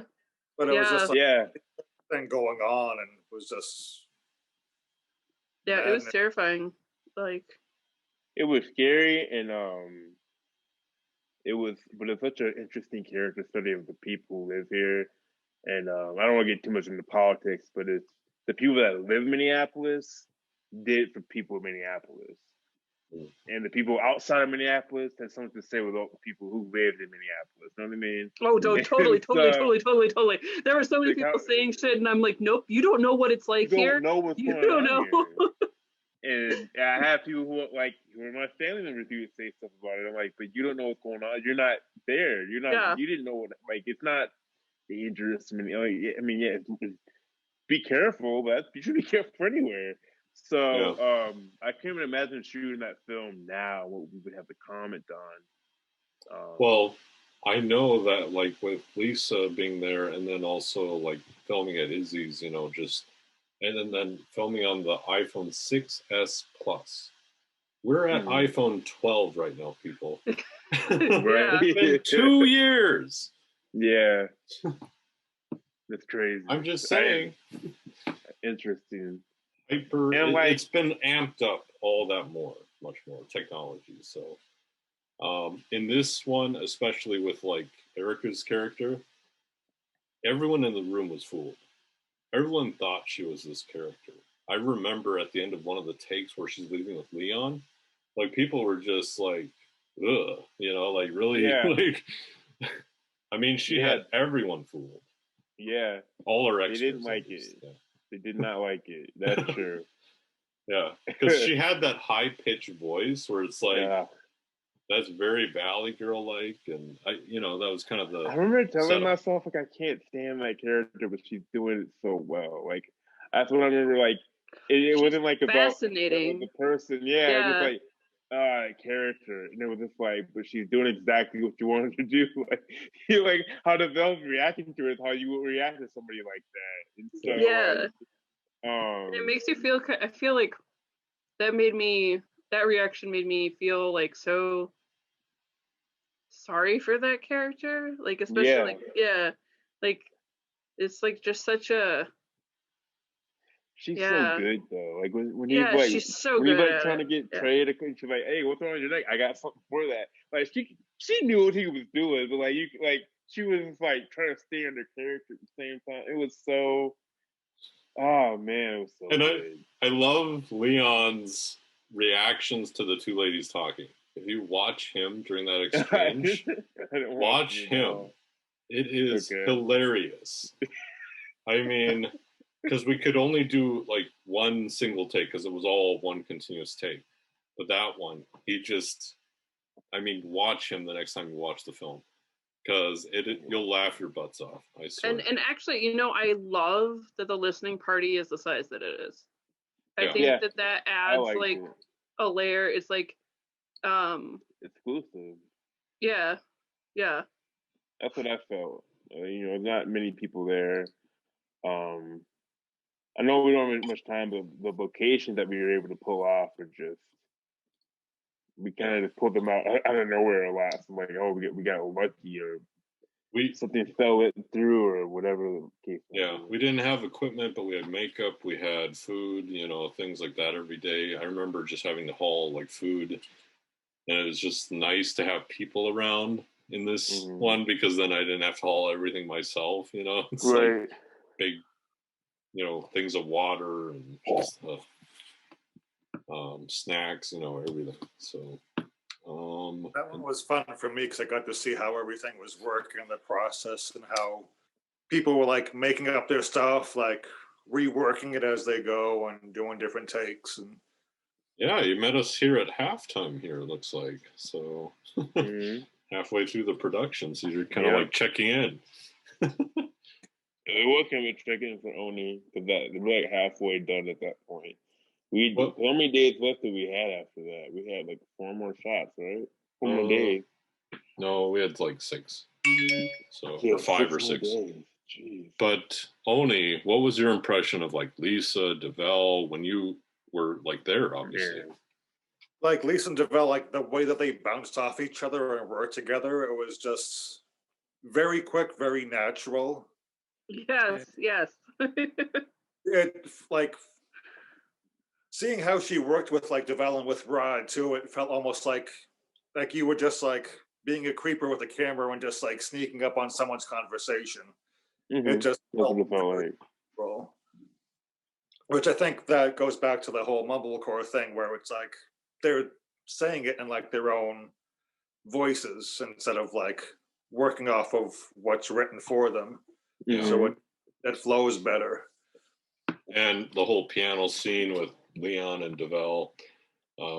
That was my favorite scene. I love that conversation. The line that sticks out to me is "if need be," because they said it like 3 times. So it's like he said it, then he's like, "If need be, if need be." It'd be nice if you were next to your phone, if you'd answer your phone.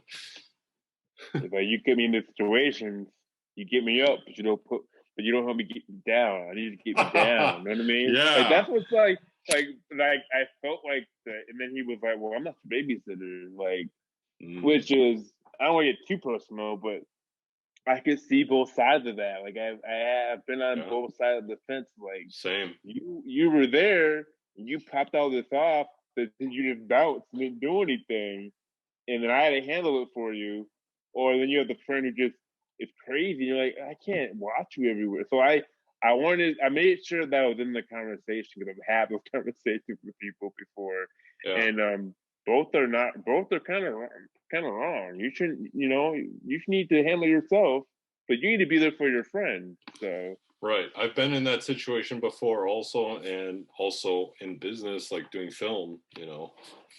Just people bouncing out when it's like you could have just communicated something to me, it would have been fine, but you didn't, and oh well, you know.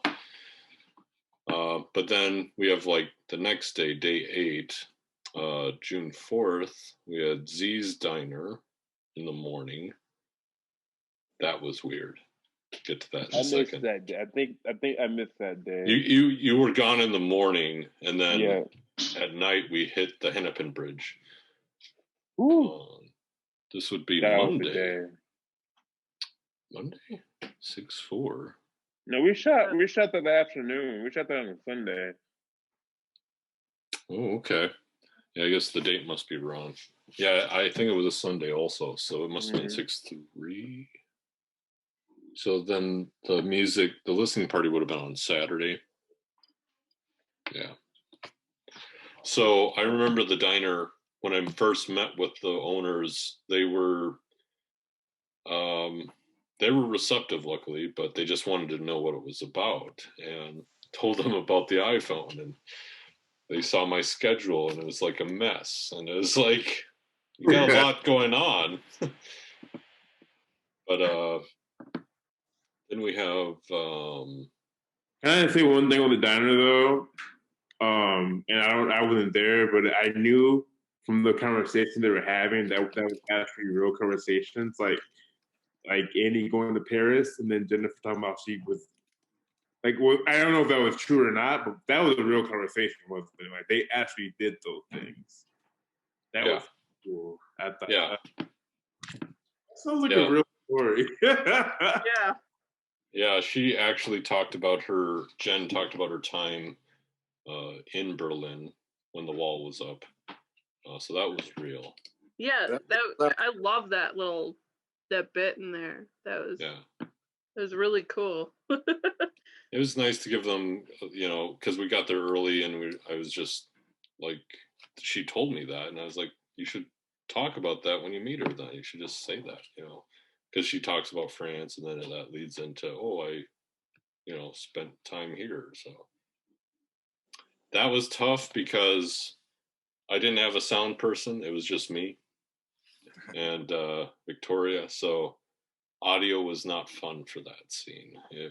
It was just way, way back. I couldn't do the camera and the audio at the same time. So it was like, that was a tough scene. Plus I remember we were left in the diner, like everyone left. It was like, where isn't someone gonna stick around and watch? Or it's like, no, they just left. They gave us the entire diner. Yeah. I thought that was good for you. Yeah. It's like, okay, let's get some mugs, let's menus. But yeah, they were really cool about it, so that was nice. Nice. And the Hennepin Bridge. Probably the prettiest scene. I don't know how you guys feel, but that it's beautiful. Was cool, that grain belt sign, and just that was a fun night to shoot. It's kind of nerve wracking with the bugs and like random people yelling for no reason, and that's what's going on. I know that area, so I'm like, I bet, yeah. Why are they yelling down there? Like, that wasn't the only time we heard yelling. So yeah, the bridge scene. So it was a few times people would come up the stairs or come down. It's just like, yeah, go ahead. Yeah, just an iPhone. Don't worry. Come on, guys. But I remember thinking like, it was kind of hard with the iPhone filming at night.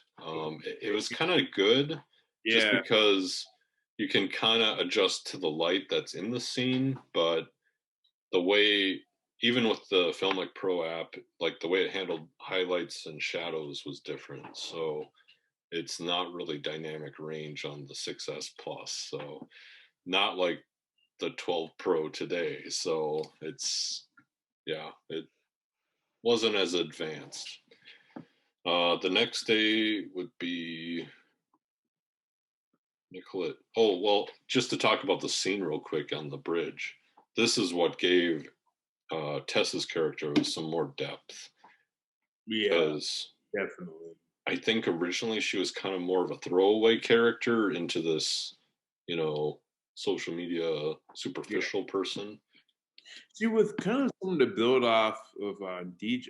We wanted someone who was like the polar opposite of DJ Clay, and then this scene kind of, that's weird. This scene kind of made her kind of whole, I guess. Yeah, it filled in that gap between she worked at HR and then with Silas, and then now she's a YouTuber. Yeah, it's like, well, how'd you do that? Mm-hmm. She reveals her real name. Mm-hmm. Stuff like that. I thought that was really cool. Yeah, and it kind of like also like you see how she's actually kind of impressive. Like she's done this all on her own and like build up all of this stuff, and like sure it might like it's a superficial character, but like she's very good at it. Human, yeah, that's what yeah. And I think with Trey's character, make him more well-rounded. He's not just the jerk. He's kind of coming off as someone like, well, I thought we had an agreement. This is the life we live, and I'm gonna do my thing when it's time for me to do my thing. And you do your thing when you do your thing, and we, that's how we make our money. And it made him kind of be like, well, maybe he doesn't want the life that I thought we like. He somehow maybe that's not the life Clay wants, and maybe I need to move on. So I thought that was helpful. I thought every character in this film had more of a backstory than it's a side character. Mm-hmm. Yeah, totally. Yeah, and yeah, it made sense that these two found each other because they were already, kind of living that life. Yeah, and then day 9, Nicolette Mall, Colby, take it away.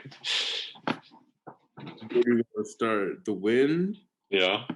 Well, Nicolette Mall is a wind tunnel. That place, that stretch is always windy. Yeah.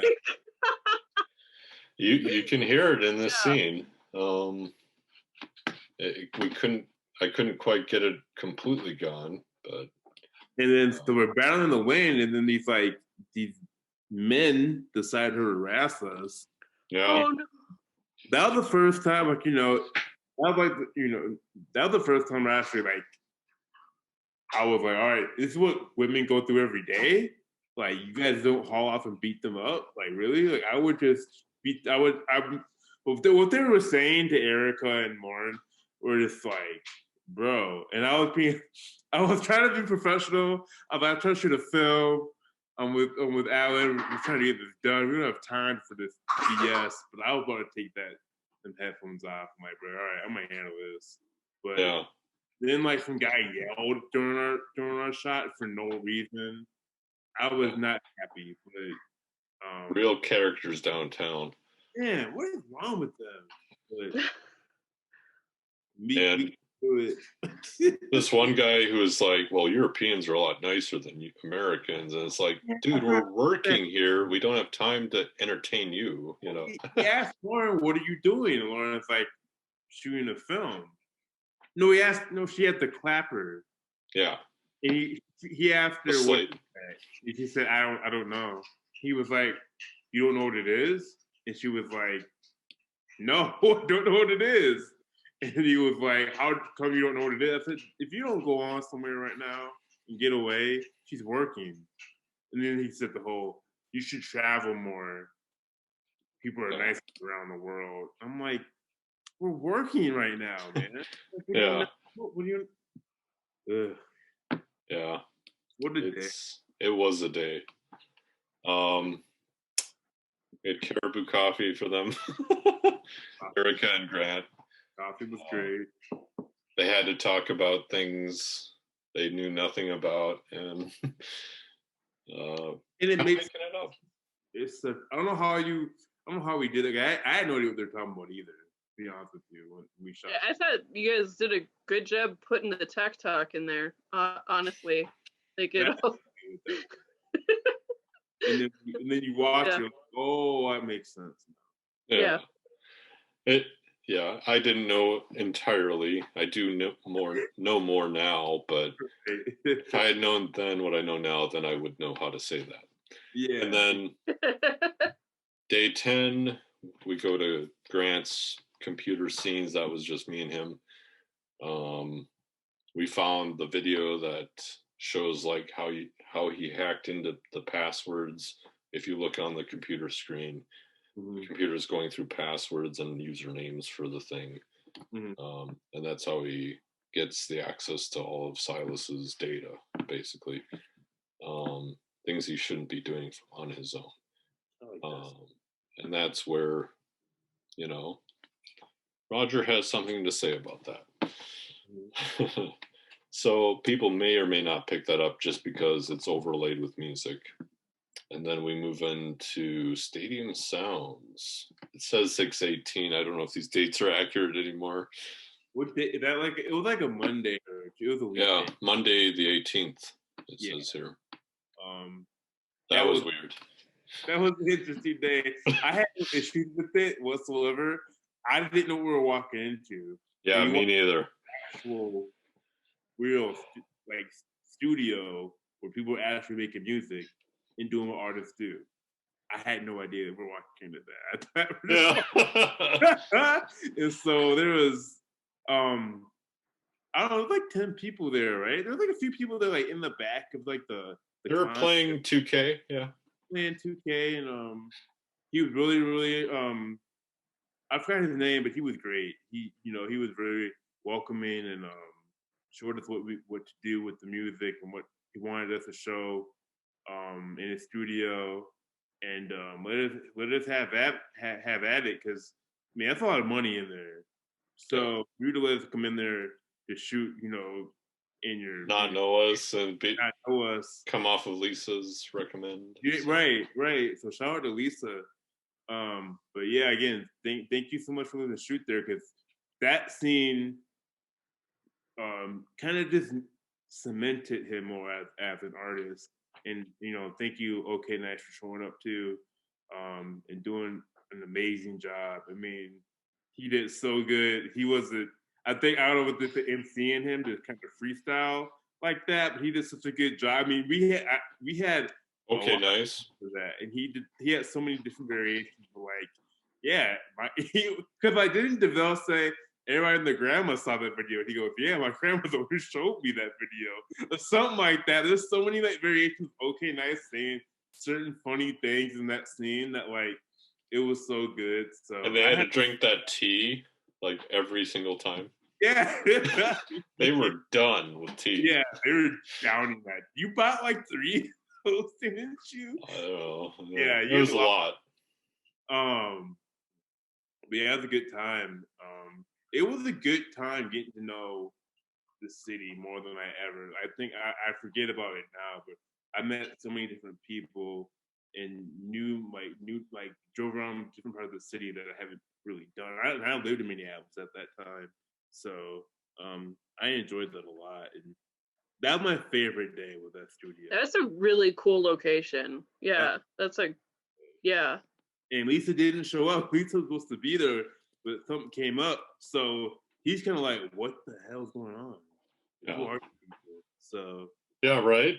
I was expecting like an introduction, but then it was like he was working that day. He was making a song that day. I don't know. But then that was a good scene between OK Nice and day 12 was the Como house. Yeah, with my old residence. Yeah, it would have been Sunday the 24th. And I remember this day because Victoria couldn't make it because the axle of her car came off. Oh, jeez. Back axle, and they were like out in like some rural place. I don't know where they were, but wasn't good. Real car problems. So we had no makeup, but this was like Erica putting her makeup on, and I remember that because it's like, luckily Lauren lived there, because otherwise we wouldn't have had anything. Well, I'm kind of mad that like you watched that scene, my loofah is in the back with my hat, so that's fun. Yeah, like I see the loofah, I'm like, my loofah in this scene. What they're doing? Well, the hat makes sense because it's black.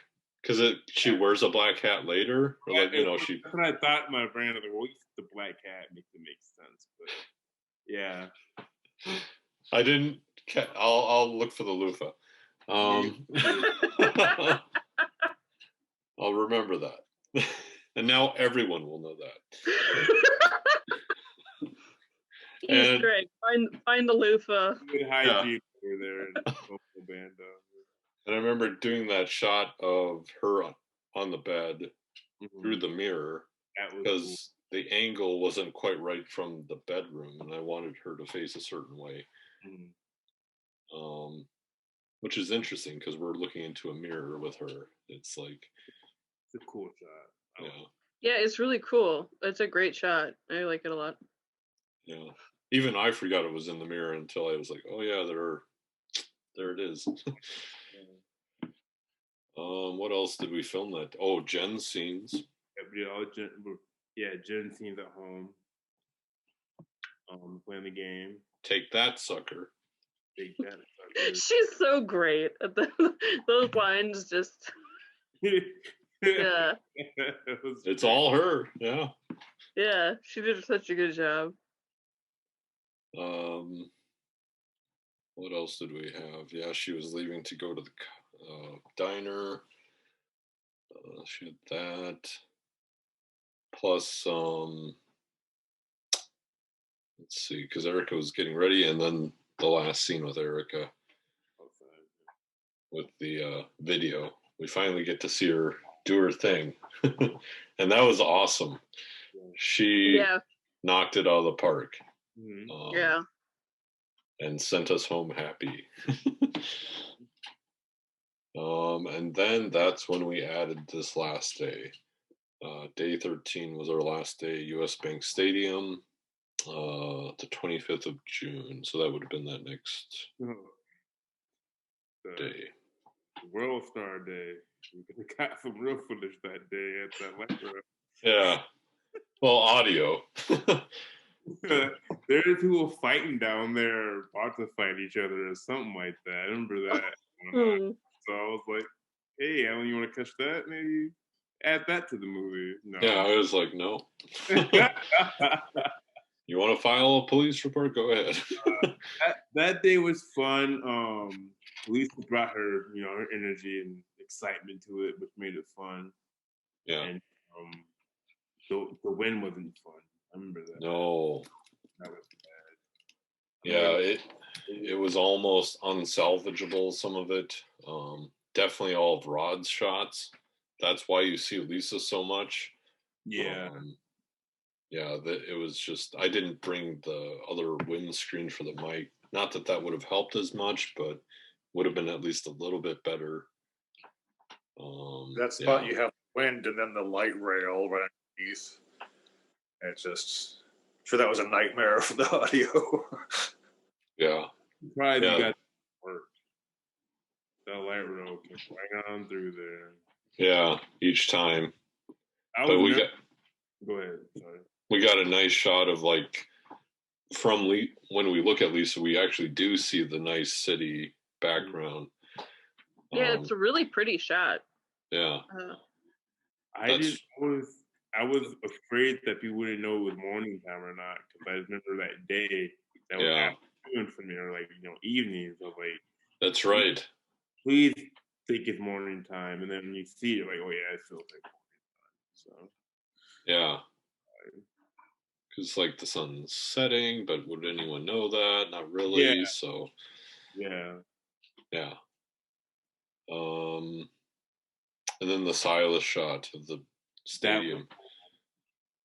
That was cool. P-Tech was cool. That was Big shout out to Jason Kraft for his work doing the sign work. Yeah, that was great. Thank you. So, yeah. So Silas runs this city. So so that's it. That's our production setup. Yay! Any other thoughts for our actors? Oh my god, they all did such a wonderful job. I'm so proud of everybody. Yeah.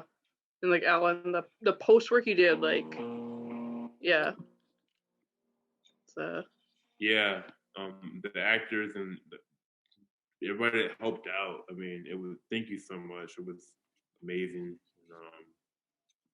Made it like what it is. yeah. Like the reason why those characters seem like they have such depth was what they brought into it, and like. And we forget when the music was great. I mean, Yes, and the music is like what started everything. It's fantastic. Yeah. I mean, it created the story. So Yeah. thank you. It was interesting seeing how everything came together, but definitely like all the actors were amazing in it. And there's, like you were saying before about the diversity, which is like natural, like everyday life. yeah, And like one other thing that I noticed too with it is like it was like the cameos from different people on different music scenes in the city. It's like that is very diverse too.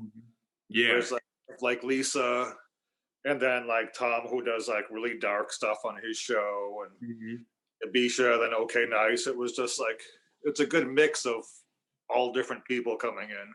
Yeah, different genres. So yeah, it was like it was great to see that too. It is what Minnesota is, what Twin Cities is. That's what we are. Yeah, totally. Yeah, that definitely, like that music scene, you get that feel that's what Twin Cities music scene's like. Yeah, and like the suburban life and the city life, we had a little bit of both. So yeah. So yeah, our kind of last thoughts on the film, the actors, of course, the music. The last thing I want to say, the music. I wish it was the music in the game I'm really into right now, cyberpunk, because it feels like that kind of music, cyberpunk, futuristic kind of music, and this movie makes you think of that game a lot because 50 years from now, what will technology be like? Will it just be like an implant in our brain, and that's like our phone, our internet? But what will it be like? We're talking about in 2 or 3 years what technology is done. Well, can you imagine 50 years from now what technology will be like? Yeah. I'm terrified. You might have implants. You might have robotic arms and robotic hearts and stuff. I have no idea, but it's kind of terrifying because that's capitalism too. So there's a guy with a bionic eyeball that it's like wired to his brain, and it's made from like a phone camera. Oh, cool. It's ridiculous. And that was like maybe like 3 or 4 years ago. Yeah. It's already here. Yeah. Nanites and stuff like that. But whenever I think about this movie, and I think about like now, I'm like, it's gonna. Can you imagine Electric Addiction too? You know what I mean? It'd be a totally different story. It'd be not only technology wise, but social wise. Yeah. Yeah, totally. Yeah. Jane had the right log line for our film. The whole human connections being the more important piece of what we're doing. So yeah. And I don't remember. I know I'm not trying to talk 40 minutes again, but her story, we talked about that and how is it more? Are we moving towards being more human with technology, or are we being less human? Like, I don't know if you remember that, but like, is this natural evolution of humans? I remember talking about like also the like, has this always like is technology just revealing humanity, or you know, has this been the way all along, or is this like, you know? Yeah, well, and I think it's interesting too because we have Ava's character in there. Kids who are younger actually have a completely different relationship with technology than people our age. and they engage with it in a completely different way. And I think a lot of it, like, at least from what I've observed with like my nieces and nephews, like they do kind of like, they're more cautious than you would think, and there is like more about like choosing like connections and stuff like that than I think. So them having grown up with it, their relationship with it is different, and I think that Ava's reaction to like oh, just mom, stop, like, is just such like a natural, like, I think that is where am I even going with this thought? Yes, like, I think that, yeah, like, so it's hard to say like what will our relationship be with technology, because even like there's a difference in like even this generation and the kids growing up right now, like kids. I think when I think I'm going to piggyback. Kids choose who they want to interact with now more than for us. And it might be the parenting ways too, because I know a lot of things that we're trying to teach kids that we might be forcing them to hug people in their family. We shouldn't be doing that. And I wonder if that's also a nod to technology and how kids are naturally acting. They're choosing who they want to interact with. They're choosing to interact with a certain thing at one point and then moving away and keeping things as like one box kind of. It's kind of, I've seen that too with like little kids where they interact with your Snapchat and that's it. Like anybody on the Snapchat, they don't think about it anymore because they're on the next thing. So it's interesting to me. Yeah, it is interesting. Yeah. Like Lauren's cousin, he's 16, 17. He's had friends for years strictly on Xbox. And he knows their entire lives. And they've been friends on Xbox since they've been in middle school. Is it so interesting? I don't have that. Like I've got to play with an Xbox, but I don't like check in on their like, hey, how the kids doing? You know what I mean? Like, hey, come get in this game. We gotta go rob this bank. You know what I mean? That's all. It's not anything deeper than that. So yeah. And I thought I grew up with technology. It's like I have one friend in England, Chris, who I met through eBay of all places. And like I've known him for maybe like, God, close to 20 years now. Wow. And he had me do a commissioned painting of his two kids when they were like 4 and 6. And now they're like, his daughter is like 26 and she's singing on a song that's like on my like new album coming out tomorrow. And just like from like meeting someone on eBay, like selling them a CD, and then they saw my artwork, and then it evolved into all of this. And we've actually never met in person. That's crazy. Like after 20 years still, but it's like we still talk all the time. It's just yeah, it's wild. I have friends who are God, well, I'm trying to think of like who I have some of my really close friends I've met online like 5 years ago, and we talk every day, and like Text, like just like we have a Discord, and like we talk all the time, and like and they're equally like fulfilling in deep relationships that I think like my in-person relationships are. So it's really fascinating. There can be like a sense of kind of security with that too, because they're not really in your life, but they are. Yeah, but, it's an interesting dynamic. I think you do open up, like at least I do. I opened up in a different way with those friends. Like I think the friendships actually progressed faster, but I don't think that makes them any more or less genuine. But and obviously healthy boundaries are important in all relationships. Yeah. I didn't know I was so old school my entire, you know what I mean?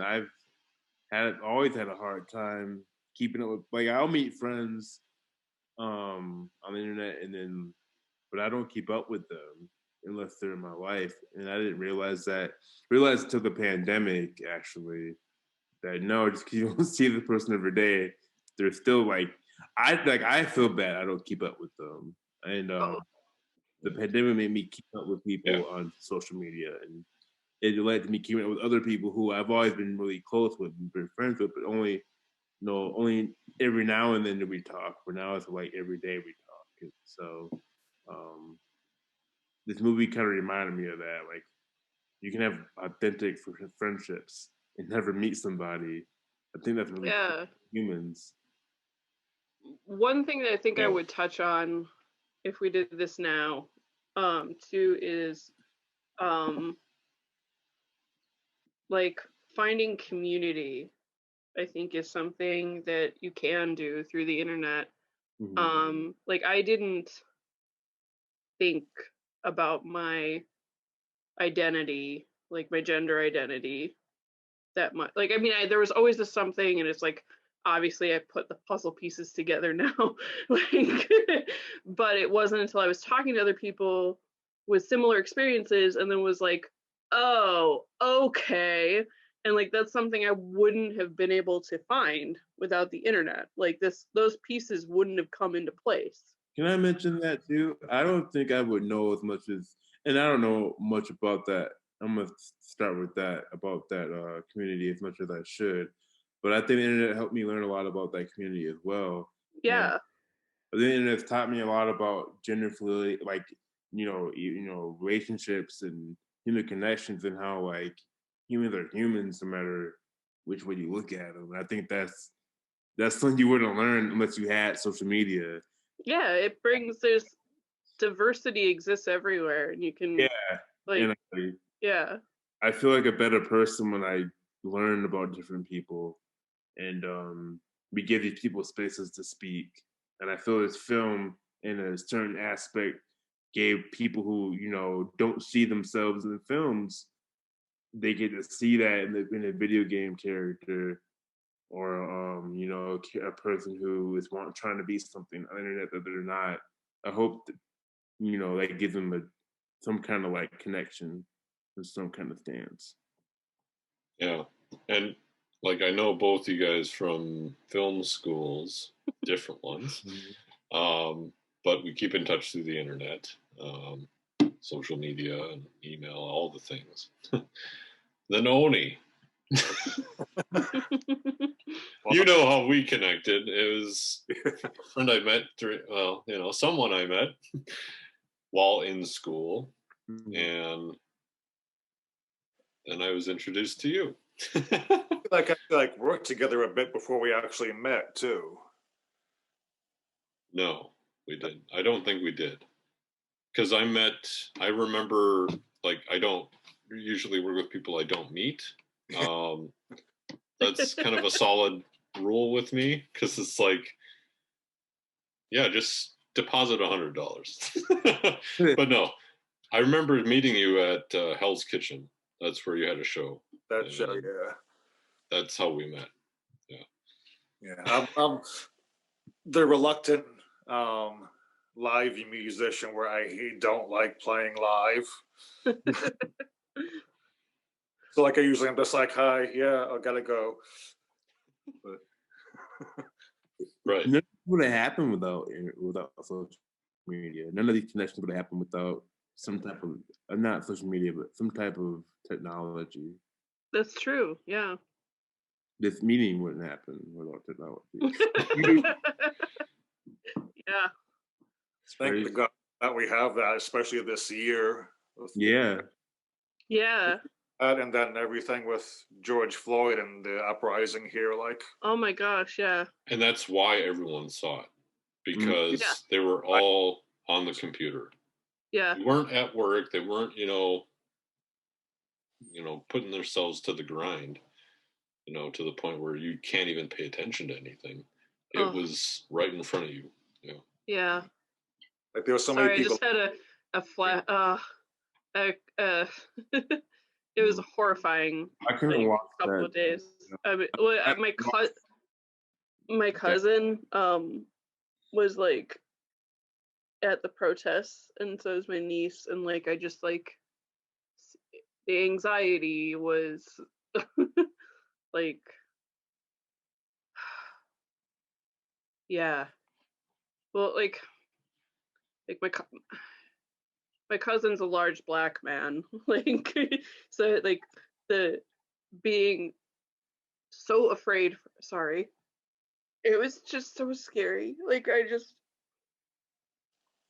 No, and that's how a lot of people have felt. I mean, and yeah. I can imagine like you guys lived inside Minneapolis, and I was hearing stories of people like lighting houses on fire, or, like trash, like there were like trash dumpsters. Yeah, well, and the police were just like straight up attacking people, like Yeah. unprovoked. Like I was afraid to step out on my lawn, like, and like, um, that wasn't because of the protesters. um, And so, yeah, that's what every time I know we like watch this movie, and it's Minneapolis, and you're like, oh, it's my home. But that's my home 2 years ago. It's not my home now. yeah, Mm. I wish we could get back to that. And do we want to get like with that something that I love? Not yeah. really. I would love to go to a better version of that. Yeah, right. Like, I feel, through all the sadness and everything, I feel like we've had more connections with social media aspect with people because of the pandemic and people hearing people's stories. And I mean, I tuned into a city council meeting where people called in and about the budget and stuff like that, and followed these people who I heard talk on social media. And I think if we didn't have our electric addictions, we wouldn't have these connections. But yeah, it put a lot of fear in me too. I was kind of scared. I didn't. The big reason I didn't go to the protest was the pandemic, and honestly, Lauren's just like, you shouldn't go because I'm afraid of your life if you go to that. But yeah, it was a lot of tough days watching people getting, shot, rubber bullets shot at them, or standing there, and you know what I mean, for being upset about someone getting killed. I mean, yeah, I don't want to get too much into that, but that, watching someone hearing about someone crying out for their mother, as they're dying, and then you shoot them, you shoot the person protesting that death. I don't know. So that's what I kept thinking about. Like, we're not the same city. Yeah, the tale of two cities now. It's just kind of, like the Guthrie that we shot at, they had George Floyd's name on it for months. Yeah. It's a different time. So it's interesting to watch that movie and what we were worried about then and what we're worried about now. That's why I have to do a part. Yeah. You say that, and I feel that in a certain extent. Like, what would DJ Clay be now? Where would his career be at? Where would all these people be at right now? So yeah, but again, it like we talked about. This talks about like how, or it shows how the city is different. We have like a full spectrum here. It's not just one thing or the other. So, and everyone likes to minimalize it to one or the other, two things. It's a race thing, because like it was, we had a lot of people from the trans community passing away this summer we didn't talk about at the protests. People just vanishing at these protests who were trans, and we weren't talking about that. We had a lot of stuff going on. So biggest thing, watch out for your people, man. Watch out, make sure you know where they're coming from. And watch out for your neighbors. Yeah. Watch out for your neighbors. So yeah. Well, last part.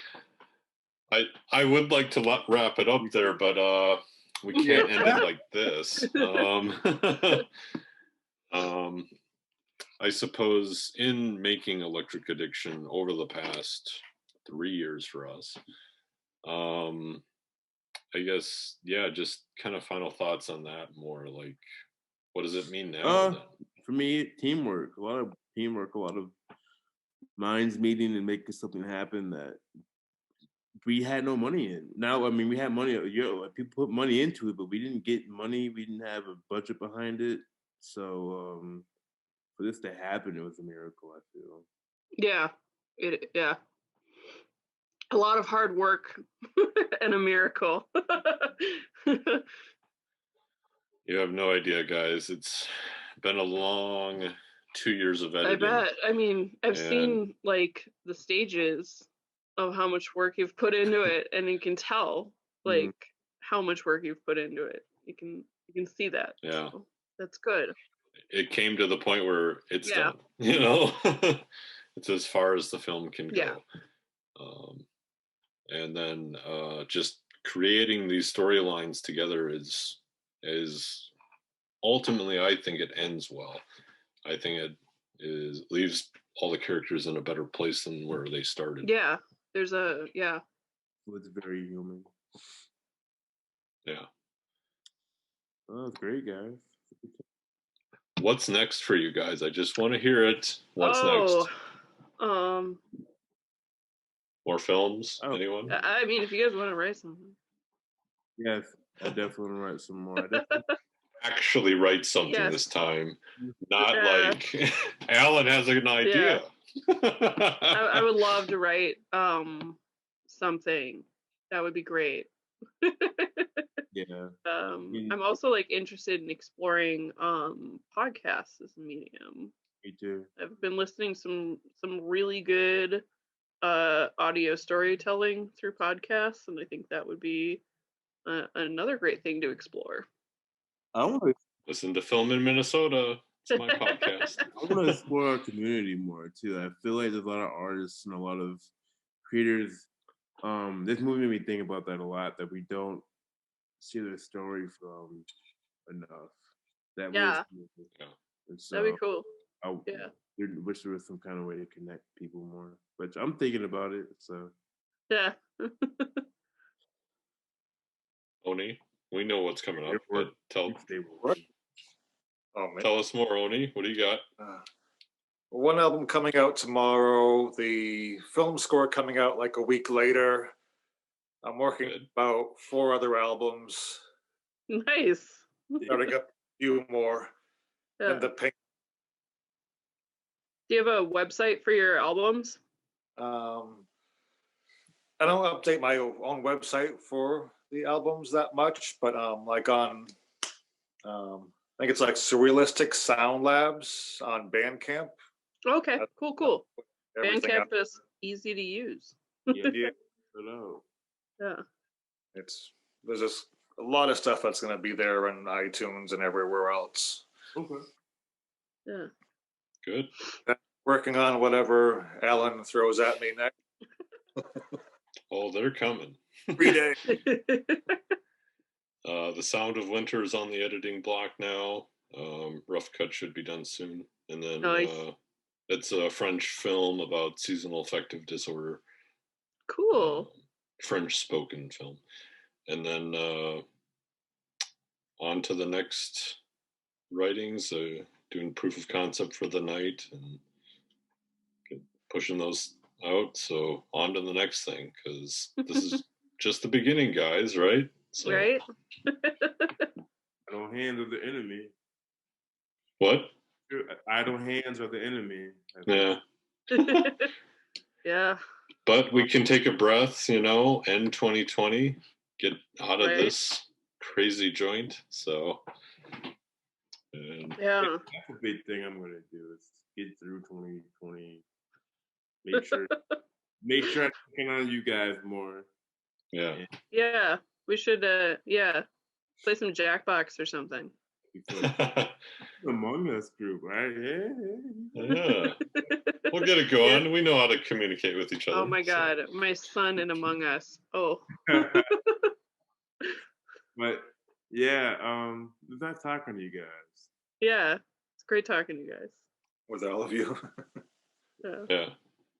Good to hear from you guys, and thanks for doing this. We're thank you, Alan. Electric Addiction. Yeah. So yeah, thanks for anyone who watched or listened to this. So if you made it this far, and we'll see you in 2021, guys. Yeah. Bye, guys. Bye.